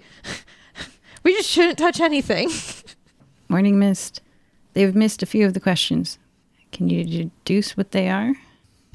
You mentioned that people come and go from the island. Does anyone live on the island? Yes, there's a researcher there and a research base. We are constantly repairing the railroad for the concern to go to make anansies on the island. Well, anyway, you guys got most of these questions, says your GM. A familiar voice reaches your ears. Mother Hildegard's wimple-covered head is nodded in prayer. She reaches out to first the man with the face stab wound, and then the woman with the slashed arm. Her hands glow, and Vigardian heals, hearing her prayers. She then is clasping the hands of a laborer on the left and one on the right. Maybe 10 people hold hands and stand in a circle and nod along as she speaks, imploring Vigardian to help them. She says, Vigardian, we ask you to guard these hands and hearts. Shield us from harm. Keep our steps steady and our courage strong. Lead us not to creating anansies. Amen. Mother Hildegard, you have familiarity with this whole Nancy production business? Can you tell us more? Sure, what would you like to know? Why does it seem like that's the Anansies themselves are a bad thing to create? They're objects that are powered by or haunted by emotions. I have never made one myself, but I do know that the people who make them are different afterwards. But anyway, come. This area is not safe. And she's going to get the rest of the 90% of people out. I'm done answering y'all's questions. Remember, the Ecryme vapors are very dangerous. They cause hallucinations of paranoia or idyllic memories that tempt people to approach the acidic surface. Get out from here. The walls were gassing earlier. We must get out. And they go up the slope. Moving on. Yeah. You guys got most of them. All right. You're standing in a polder. It's down the hill. Horizontal all around you are dam walls. And there's the railroad going across the Ecryme and the factory. And then beyond that, the front gates, of course, the rest of the world. What do you do? Morning mist. You get to decide. You haven't talked much. I've been doing a lot of thinking. It's not going anywhere, but I'm thinking. So we've deduced that anyone can make the Anansies? Like, why are they only being made, why are they specifically being made there? I ask my fellows. Well, it's possible that that's where the heart of the magic is. So what I encountered was present in a temple. Well, it was through an artifact that got brought to a temple, and we were able to move the artifact. My friend Hefty ate it and then brought it to a cliffside where it lives happily ever after. But anyway, it's possible that there's a particular artifact on that island where you can make Anansies from it or something like that. And it will take your memories in exchange. I think we need to go and head to the island. As much as I'm afraid to go over there, I think we need to, and make sure everyone can stay safe. Feel like we need to give this Sylvester fellow a shakedown, and I presume he's in the factory, but we could do that after the island. Yeah, if we don't stay there very long, there shouldn't be much of an issue. The people who lose their memory seem to be over there for multiple days. Well, let's make sure that anything we want to remember is written down somewhere. And I feel like I've done this before, but let's all write on my puppets so that we don't forget anything. Just going to write on the puppet Lance and then draw a picture of a spear. Morning's just going to shrug and not bother writing anything down. Their past is so... They're fine about losing their memories. Belle is just going to write her name on the puppet, and also she's going to write "Yeet little black thing?" ? And that, no, she's going to write two other names, those of the people chasing her, because if she forgets about them and they catch her, oh man, that's going to be bad. So she writes those two names down. And then she says, all right, I think we're ready to go. Okay, so there's this anime that I will just briefly, this is just between me and you guys as friends. There's this anime and it's called like Debu Rabu, which is like fat love. It's about a fat lady and she wakes up in the hospital and they're like, you tried to kill yourself and that's why you're here. And then the detectives are like, you didn't try to kill yourself. You were pushed off a balcony. And so she looks through her phone and she finds all these like from the bushes pictures of a guy and he's attractive. So she's like, I must have been in love with him. So I'm picturing Belle with those two names being like, I must have been big fans. I know. It can only go poorly, but she doesn't really think these sorts of things through. So here we are. I am amused, personally amused. All right, so what are you guys doing physically? We're gonna go either find a railroad cart or meander down the railroad track if it doesn't seem that far. Morning Mist, you on board? Yep. Yeah. Far in the distance, you can see an island rise above the flat horizon. You're all walking along the railroad tracks. The geography of this place is, imagine a volcano caldera, like a lake surrounded by a circle of ridges. Inside the caldera is an island. In this analogy, the lake is the Mercury, the Ecryme. I don't know how to pronounce that, I'm not French. You heard the workers say before that the island in the caldera is called Cephaly. There is a railroad line that extends into the Ecryme in the direction of the island. You're walking along it now. It's elevated high above the Ecryme, high enough to get above the vapors. There isn't a train on the tracks at the moment. You've been walking for a while. You pass pairs of stilts every now and then next to toolboxes. You've been walking for a very long time. We're going to time skip like 2 hours of walking. The factory is far, far in the distance behind you. The island is a lot closer now. You reach the end of the line. Just like that, there's nothing but liquid silver, that mercury, that ecryme, where the rails should be. Oh, actually, the rail continues. If you squint, you can see it. Oh. I guess if we want to cross over this, we need to go back and grab some of them stilts. I can fly over if you both want to go back and get stilts. I used to be able to fly over. It's okay. You have a cool puppet now. You have a cool puppet. I picture that Barnabas rides Lance like a cross between trotting on a pony and a witch riding a broom, where it's like not connected to the ground, but it's a hover. It's not a flight thing. So I got to go back and get a pair. You're on stilts. Woo! And you're flying. And what are you doing, Shark, in a vase? I guess I gotta go and get some stilts too. All right. The stilts take you closer to the liquid mercury than the railroad did. So close to it, you can see the vapors wafting off of it, accumulating above it. Mother Hildegard's voice echoes from before. Ecryme vapors are very dangerous, she said. She looked right at Morning Mist as she said the word dangerous. They cause hallucinations of paranoia or idyllic memories that tempt people to approach the acidic surface. Everyone, these hallucinations will be simultaneous combats where we do 1 round with each player in each of their combat scenes. You're together physically on the stilts or flying, but alone inside your heads. Morning Mist, your friends have stopped walking on their stilts. The Ecryme rulebook has the help action that you can help one of your 2 friends.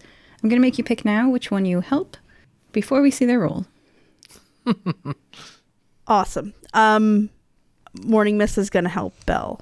Okay. Aww. Belle, you are a shark.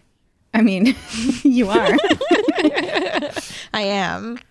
But you are not alone in these waters. From the Ecryme, leaping like the movie Free Willy, is a pod of killer whales leaping up off the Ecryme. They want to eat your liver. That's actually terrifying. Are they also wearing salmon heads for hats? Yes. And you feel like if you were a small yacht, they would come for you too. Oh no. Let's see your roll. Okay. I'd have this here if you fly, etc., etc. You're a shark. I am. I was really not banking on us taking a full day to get to where we had to go. Whoops. So my athletics is a specialization in flying. Okay. Anyway, I gotta use athletics. That's a 6 plus a 5 is 11. And 11 can get you destruction or shrinking of existing things and can carrying out the basic act of reading or observing or sensing. But it doesn't let you modify, alter, improve, copy, or control. So you were trying to damage an existing thing? You're trying to fend the shark off, or the orca off? Yeah, I'm trying to fend it off. If I do have +1 for fiercely brave, I could do 10 that. is damage. You're good. You're good. Okay, cool. Okay, so yeah, you're winning this fight against this hallucinatory orca. It's because it's not with its pod. It's a whole pod of orcas and you're biting them all. Yeah. Yeah. I am a mighty wee shark. Because your friend is helping you, you don't fall off your stilts as you lurch forward to bite these orcas. So your bite is successful, and you feel like, you ever like seen the Looney Tune where the coyote runs off the edge and is suspended before falling? Wow, you're suspended. This is crazy. Meanwhile, Morning Mist is holding you up like, oh my God, please stop. Please go back on your stilts, please. Wake up, wake up, wake up. Sir Barnabas, instead of stilts in the Silver Lake, now you were not helped, so you've got a 3-turn, sorry. It's coming. Turn 1, turn 2, turn 3. Instead of stilts in the Silver Lake, you see yourself in an Ace Attorney style courtroom, quibbling against what seems like a very real Sir Mora did. He is laying out 3 arguments, 1 argument per round, for why you're probably evil and a mistake. Ooh, I hate that. Accusation 1 of 3. You were an accident and shouldn't exist. Right to me. He's going to roll 4 dice. And because this involves, I'd say, your spleen, you're going to roll 5 dice and replace your highest one with your spleen dice. I replace it with the spleen dice, or I just drop the lowest or the highest? Your highest one is replaced with the spleen dice. So, like, if, for example, the spleen was a 2 and your highest was a 3, your highest is now a 2. Got it. Because I got a 6 on my spleen, but I'll drop the 6 out of the regular pool. Yeah. Yes, Okay. your highest is your spleen. You drop it. Your spleen's never going to make anything better. Yeah. As we all know, of course, spleens, that's what they do. I mean, if you rolled like 4s across the board and a 6 in spleen, would you replace a 4 with a 6? No. Okay. Because, of course, the very word spleen tells you what it does. Yeah, I was like, that was my confusion. I was like, is it the die or is it just dropping the highest? Okay. Yeah, so I'm going to, let's do it like this. Okay, I have split my dice. Excellent. What is your reserve defense? My reserve defense in quibbling, I've got a 11 on the die, and 5 in quibbling goes to 16. And then I don't know if I can use pure-hearted as a trait for part of this, at least this argument of the debate. It depends on what your response is. You were an accident and shouldn't exist. Gosh. I think in this moment, Barnabas would appeal to Lance's existence. And he would say, Surely Lance would not be such a loyal steed and companion if I were not truly vested with Vidgardian's animating power. Lance likes me. Yeah. yeah, Lance likes me. If I wasn't legit, he wouldn't like me. All right. And that number, add your trait. And what's your final number? Yeah, so if I add that brings me to an 18 on defense. A 13 minus an 18 is -5. You have 5 in your favor carried over for your next round. Yeah. And then what's your success attack? Very poor comparatively. 4 on the dice and 5 is 9, and then pure hearted brings to 11. 11 minus 8 is 3. You have, let's see, 11 minus 8 is 3. So you have dealt a light wound to this illusion. Ooh. And you have 5 going forward. Remember that you have 5 going forward. And for turn 2, accusation 2 of 3 is, you aren't a member of the church and don't deserve to wield Lance. Lance is actually V. Guardian's mercy, a sacred relic. You are just a thief wrongly wielding a powerful relic of our faith that doesn't know any better. You are corrupting Lance. Bro, this is harsh. No wonder you were so excited for this game. GM's just like, yes, I shall inflict pain. Emotionally.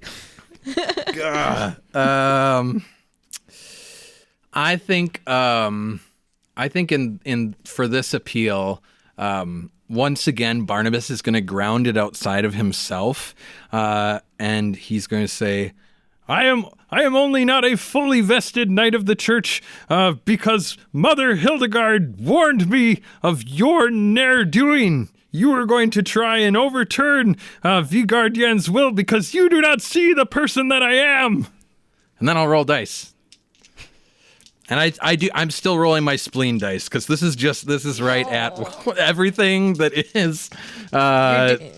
This is what keeps him up at night. You're doing a beautiful job, though. Mm-hmm. Ooh, that's so bad. Remember to add 5 to your success attack. Oh, yeah. I like that about Ecryme. It carries over negatives to the next round to make the escalating the tension. Okay, and so it's just on the offense the +5 gets that I anticipated being added to? Yes. Okay. That's the category it came from. Got it. Cool. So I have set my dice. Same. I have 11 for my success attack. What's your reserve defense number? So my reserve defense is 5 on the die, and 5 on the quibbling is 10. And again, you're called GM on if Pure-Hearted keeps like persisting through this. If your argument is in pure-hearted good faith, then yes. Yeah, it is. So that'll put me at 12. 11 minus 12. Did you add the... Oh, that's for later. Okay, so that's this is off of the defense. Yeah. So that's a -1 going forward. You were not wounded by Sir Moradid's accusation. And what's your success attack? And then the attack is 2 on the dice, 5 in the quibbling brings me to 7, 5 on the carryover brings me to 12, and then 2 more brings me to 14. 14. And we might have done that wrong, but it's our first time playing, so I don't know. It's all good. Yeah. 14 minus 12 is 2. You have once again dealt a wound, a superficial wound, to Sir Moradid. The very last accusation, 3 of 3. Sir Moradid feels like he's lost this argument. The hallucination of him looks down his nose at you in disgust. His final accusation is, you killed Sebastian de Payens. I honestly, I think in this moment, literally, even in this illusion, like Barnabas just stutters and is like, but I mean, like I wasn't even aware, like I don't know. Because he has no clue. He has no idea. He's like, maybe. Oh, no. I have no certainty around this. And I was just about to be like, no, there's no way Barnabas would kill anybody. He definitely didn't consciously kill this dude. Oh, no. But his memory does not go back that far. He's got no clue. Oh, great. Yeah. Oh, no. Sometimes the dice tell a story. Okay. And I'm going to let the dice tell this story. This will be a more interesting way to run it. All right, I've set my dice. Add 1 from the carryover. All right, what's your... you can do the order. Yeah, so my attack with the +1 carryover is 7 on the dice, +5 for quibbling brings me a 12, +1 on the carryover brings me a 13. And although Barnabas is pure-hearted, I'm actually going to invoke his Born Yesterday trait for a -1. So 7 + 5 brings it to 12. Because he's like, I don't know, maybe. Yeah, he doesn't know. 12 minus 5 is 7. That is a major impact. That is a life-ending impact. Oh my God. Yeah. As Barnabas beats the hallucination and is like, I might have. I might have. Who knows? Only Vigardien knows the answer to that. Acceptance within yourself. It's one way to overcome your demons. Barnabas, you're on stilts that you are rapidly hurtling toward the Ecryme. You have not been holding yourself upright very well these last few turns. What do you do? Quick athletics check scramble to not hit the caustic mercury. All right, athletics. We're not going to see the result of this because Morning Mist, you're down near Belle's level. You're breathing in the vapor. The vapors. Oh, no. Have your roll prepared, Barnabas, because Morning Mist, you are just a normal, regular sprite holding a stuffed toy puppet and looking at your pet canary in a cage. You never left the grove. Everything you've experienced, the hunger, the thieving, and the guilt, the security testing for Everyday Protection Inc., the joining Fire-Breathing Kittens, that was the illusion. This, you holding your stuffed toy puppet and looking at your pet canary in a cage, this has been real the whole time. You finally have a moment of lucidity. Okay. I mean, doesn't it make more sense? You're Oh my adventuring with God. a puppet and a shark canary. Oh, you say it This like is that. wild. Oh my gosh. Oh, GM, so This is- good. It's like meta without being meta. Yeah. Yeah, so she would like go about their normal life. So they would like go to the house they share with their family for, let's say, dinner, carrying the stuffed toy and the pet canary. Tell us about your family. What's dinner like? It's a very, very large family of probably 20 or 25 sprites and pixies and fairies. Morning Mist is only close to like one sibling, so they sit next to them at the dinner table. Everyone else kind of is polite about it, but kind of keep their distance. They're kind of like the black sheep of the family, because who ever heard of a goth pixie? So it's amicable and people are polite about it, but there's a lot of discussion going around the table and Morning's never really invited into the conversation. No one asks about the puppet or the pet canary. And when food is passed from like one person to the other, her brother often will be the one to like grab a plate and give it to her, or give it to them, sorry. Otherwise it would just go right past and they would have to like chase it down, or as sometimes happens, just get what's left afterwards if there's any dishes they miss out on.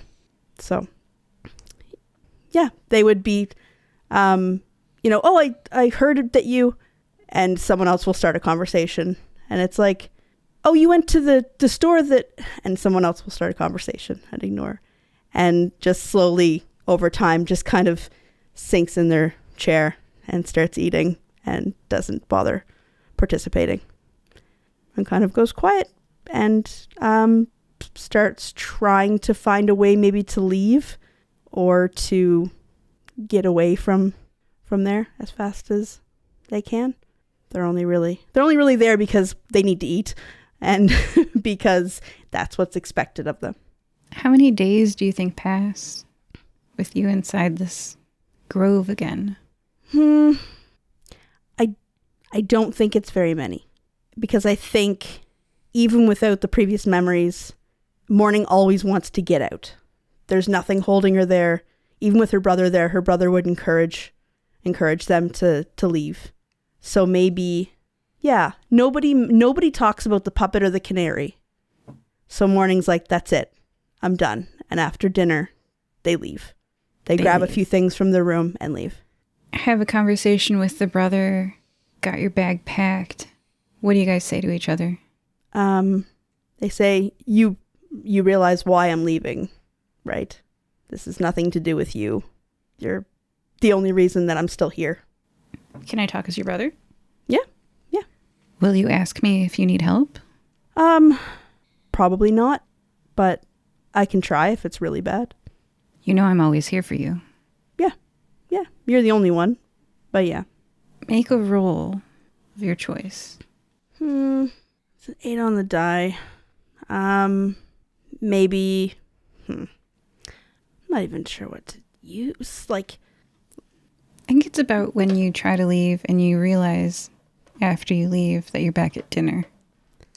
And once again, your brother grabs the plate and puts it in front of you. And once again, nobody asks about the puppet or the canary. then it's going to be maybe a creativity roll to try to what I can only assume is some sort of Groundhog Day time loop. Mm-hmm. And your brother once again says, when you leave here, come to me if you need help. And you realize he can't help you. Yeah. So instead of trying to break his, like trying to be nice, they just say, nope, not going to happen. Flat, monotone, nope, not going to happen. And instead of trying to leave nicely, just storms the front gate and just tries to do something different. So that's 8 on the die, 2 for creativity, which is 10. And then I'm going to say my trait of bluntness for a +1.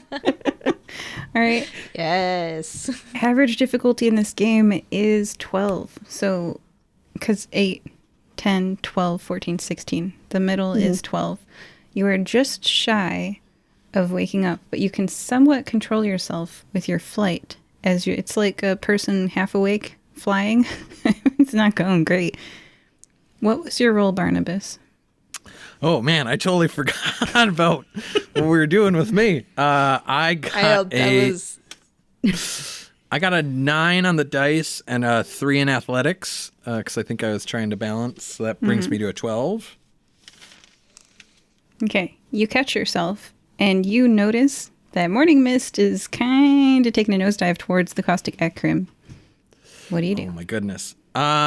Here's a quick question. I think it's beyond the scope of the entelechy, but I'm wondering if there's essentially a way that I can toss Lance, so that way like he kind of scoops her up and then use the entelechy to bring them back. I'll allow it. Oh man, exciting. Okay, so I'm gonna roll paradise and add my entelechy. Mostly because of the googly eyes. Mostly because of the googly eyes. Ooh, not a bad roll. That's another 9 on the dice, +4 on the entelechy. And I don't know that Lance 12. gives any sort of benefit to this. Oh yeah, of course. Lance gives you a +1. Yeah. It's listed under your equipment as a +1 effect. Hey, I didn't know if that was just in combat or if that was like all the things, or if because he's maybe in an Anansi gives +2. I don't know. But it sounds like I beat it, and I'll take that. You beat it. Yes. Anansi's recounting his specializations to give +2 to your entelechy roll. That makes you well above the average difficulty of 12. Morning Mist, as you come to, you realize that you did not come to on your own. You were assisted by and are lying across Lance, who returns to Barnabas. And you guys have all reached the other part of the railroad. Thought we were going to lose you there for a moment. You're a living puppet. Like, that's just gonna like just kind of blurt out, not in the flat monotone, but just like the trying to snap to, just like, you're a living puppet. And I am more or less okay with that fact.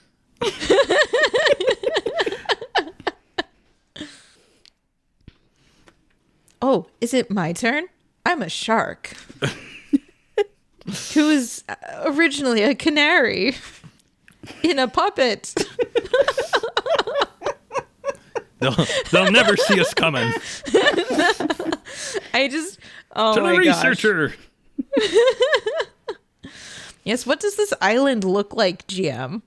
A small white building stands peacefully on the shore of Cephaly Island. Tall white columns adorn the front of the building. It looks quite nice. A man is standing outside of the front door. He is thin and clean-shaven. Well, We approach. Absolutely. Specifically, I think Belle will be like, well, hello there. Are you real? Yes, I'm real. I'm Dr. Nikolai Mattingly, humble researcher of Cephaly Island. Are you from Denkmal Concern as well? Have you come to create your Anansies? Greetings, I am Sir Barnabas T. Felster. We are here to investigate the loss of memory of the workers of the concierge thing, the factory. Which workers? Amara's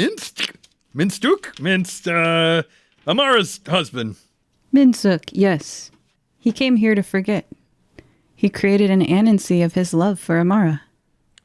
Wait, he wanted to forget? I feel like we heard that he loved to play music and she would dance. Why would he want to forget that? Have you guys seen Eternal Sunshine of the Spotless Mind? Yep. Relationships are complicated, he says. Well, what about the people that forgot where they live and come from? We talked to another fella who had his face smashed. I don't. He said the only thing he remembers now is working at the factory. He looks right at Morning Mist as he says, I only remove things from people they ask me to remove. Is there any reason why someone might want to forget where they come from? Morning, despite, I think, kind of catching his drift, is going to kind of immediately fly into his face, get too close and say you're avoiding the questions. You seem to have an answer for everything. People don't just want to forget. Sometimes they do. But it can't be all these people wanting to forget. Do they miss it after? Maybe someone else would appreciate it more. All I do is draw it out of them and hand it to them physically. The parts of yourself, and he gestures around at the Ecryme, can all be seen. All of them like threads, separable. You can make the cord any combination of threads that you want. I'm curious because the way that this system works is that, abilities function as both the offense and the defense. Could I make a loquacity roll to get a sense of if this guy is on the level or if he's holding back information or kind of shading the truth, so to speak? Yes, and because that's a basic act of observation, that's a difficulty 8.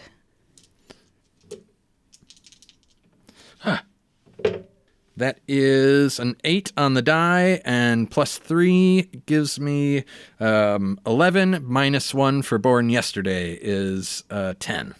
A margin of plus 2 is a strong margin. You're confident this person is being on the up and up, telling you just a service he provides, man.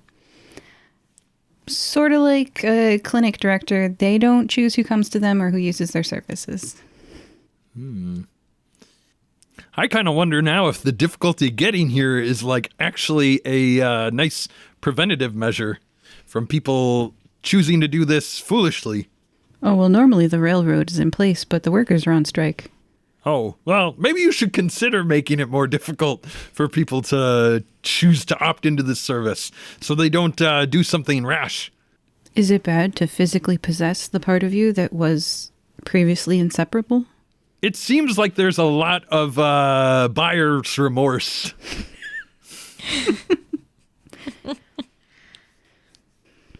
Is there anything you don't want? Any aspect of yourself? Why not turn it into a magical artifact? A powerful thing that can be sold for a high monetary value. They're nearly indestructible, and they impart their powers to whoever wields them.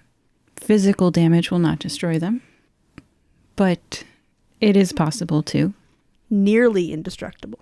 But what happens when they're destroyed? That part is lost forever. It is not returned to you. I don't know, crew. We may not like what this guy does, but it seems like the real villain of this story is Sylvester. And Judy, that gal that stabbed me a bunch of times and then tried to blow everyone up. We shouldn't forget about her. She's definitely one of the bad people too. and capitalism. That's also yes. Also an enemy here. It's a secure refund policy. I will give you that, as much as I don't like it. As in, you don't need to have a refund policy. Belle has been surprisingly quiet this whole time. I mean, she's still in her puppet and is still a shark. So it's really hard to read any kind of like expression that she might have. But like the silence kind of speaks a little bit more. And she finally says, I wish I could remember where I was from.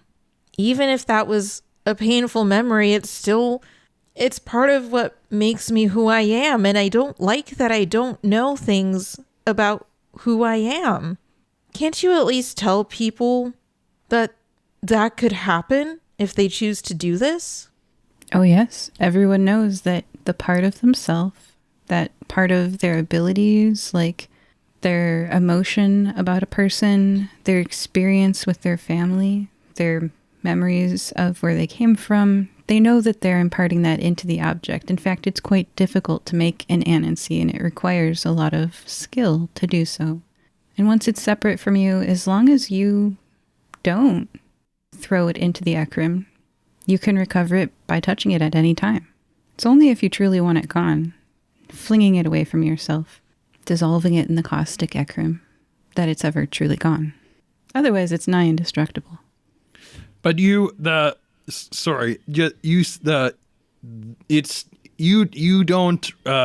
retrieve the memories and the experience. You just have the anansi, the physical object. And you can remember by touching the anansi. Oh, you can remember. Oh, well, where are these anansis going then? There's an exact quote from the rulebook that I forget, but it's like, and let us cast our... Oh, such a good quote, too. That's what I based this on. Basically, I brought you into this world, I can take you out, but for one's own failings, physically manifest in a magic artifact. That's so cool. One's ability, like...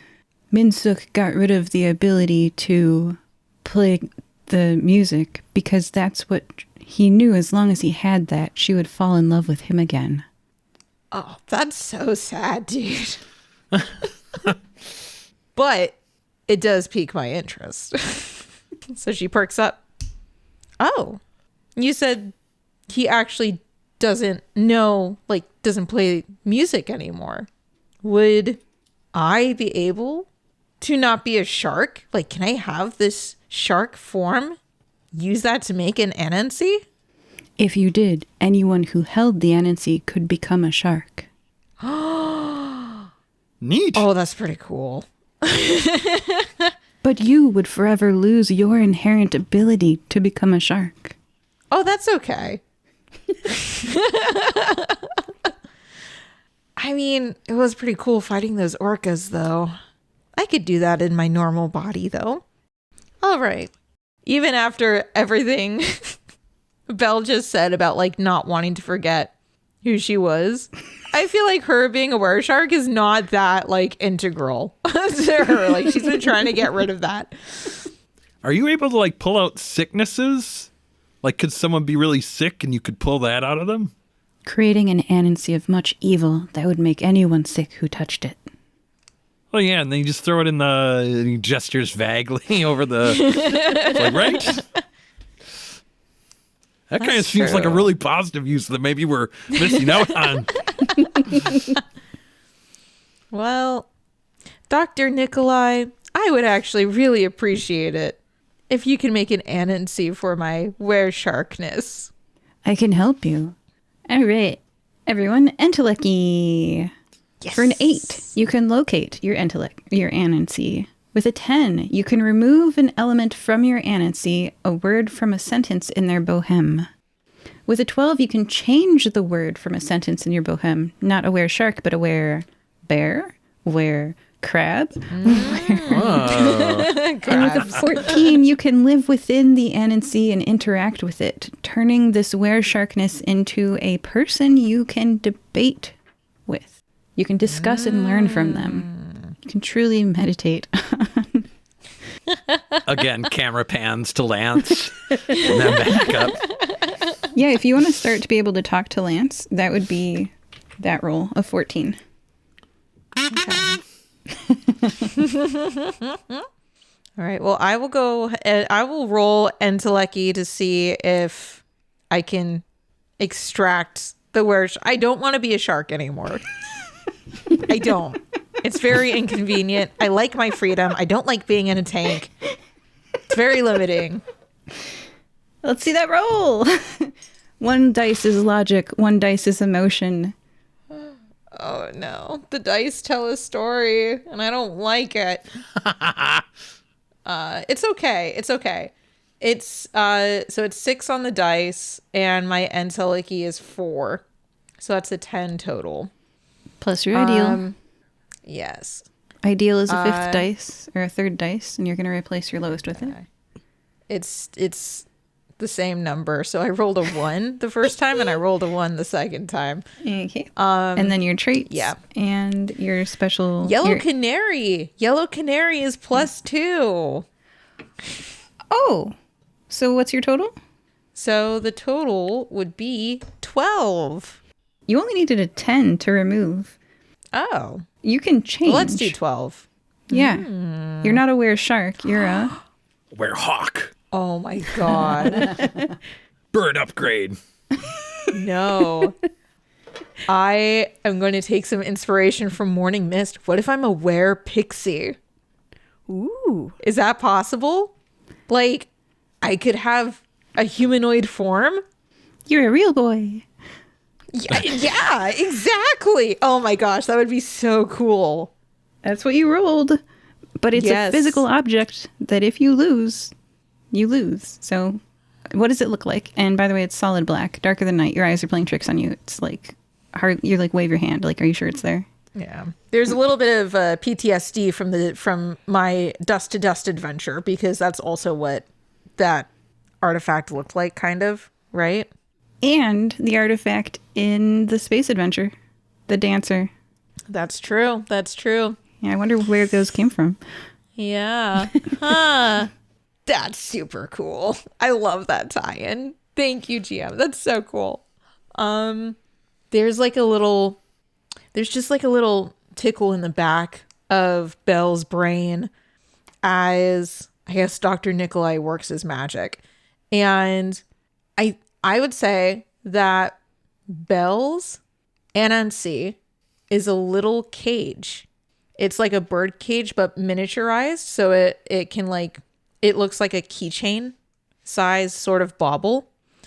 And Belle doesn't know why it's a bird cage, but it is. And there's a sense of foreboding and a little bit of fear when she looks at it. But there's also a fierce determination that she feels at the same time. And again, she doesn't know why, because she doesn't have that memory anymore. But she'll accept this as her Anansi. All right, it is a physical object. If it is separated from you, you do not have the ability to be a real boy anymore. Yes, just a regular canary. Does anyone else want to make an Anansi? Separating any part of yourself into a physical... Nope. And you don't want to try to talk to Lance? I have things that'll happen. Okay. Not right now. Okay. And with that, I respect that Morning Mist kept all the guilt and all the memories. Yes. I was really curious to see what they would do. I also have 0 for Entelechy. So I was seriously debating. I think even if they did that, they would pull out their emotions before they would pull out the history and all that stuff. Friends helping you lower the difficulty by 2. It would be an 8 to remove something. Nope. All right.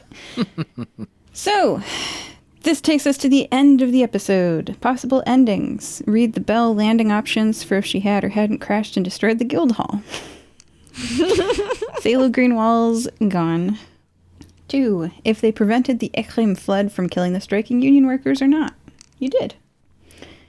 3. If they made their own Anansies, they can remove a part of themselves and put it in the Anansi. They can either keep theirs or can Frodo-style yeet the artifact into the analogous volcano lava / Ecryme liquid mercury.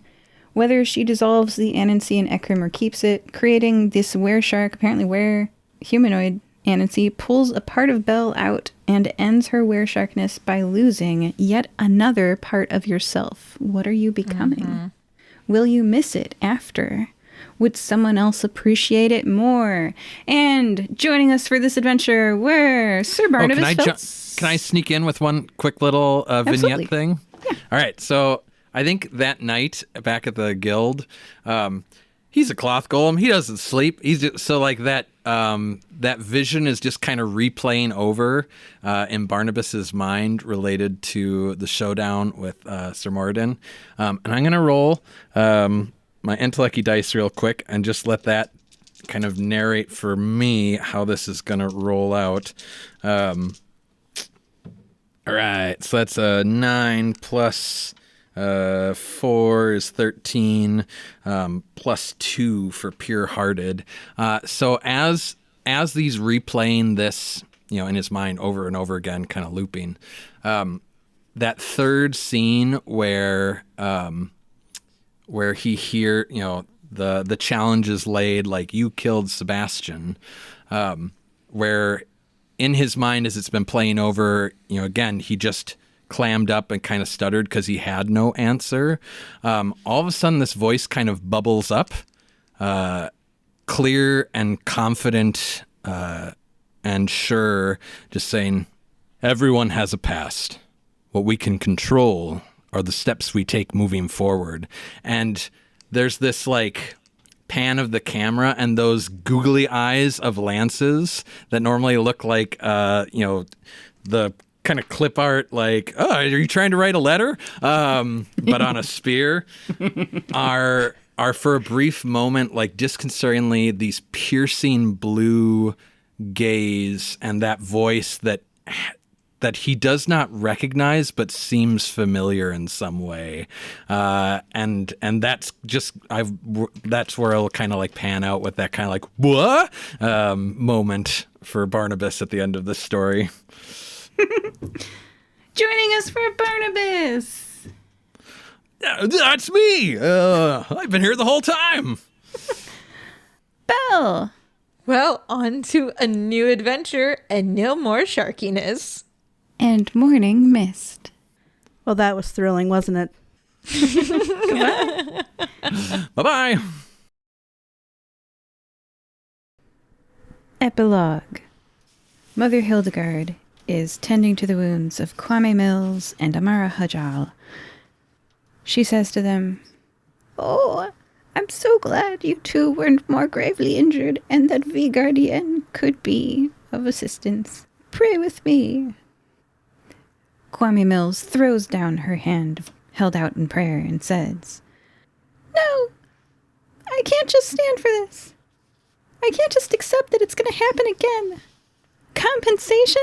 At this point, we've got to cut our losses. Everyone's striking. We need to quit. Shut down the factory. Strike, strike, strike.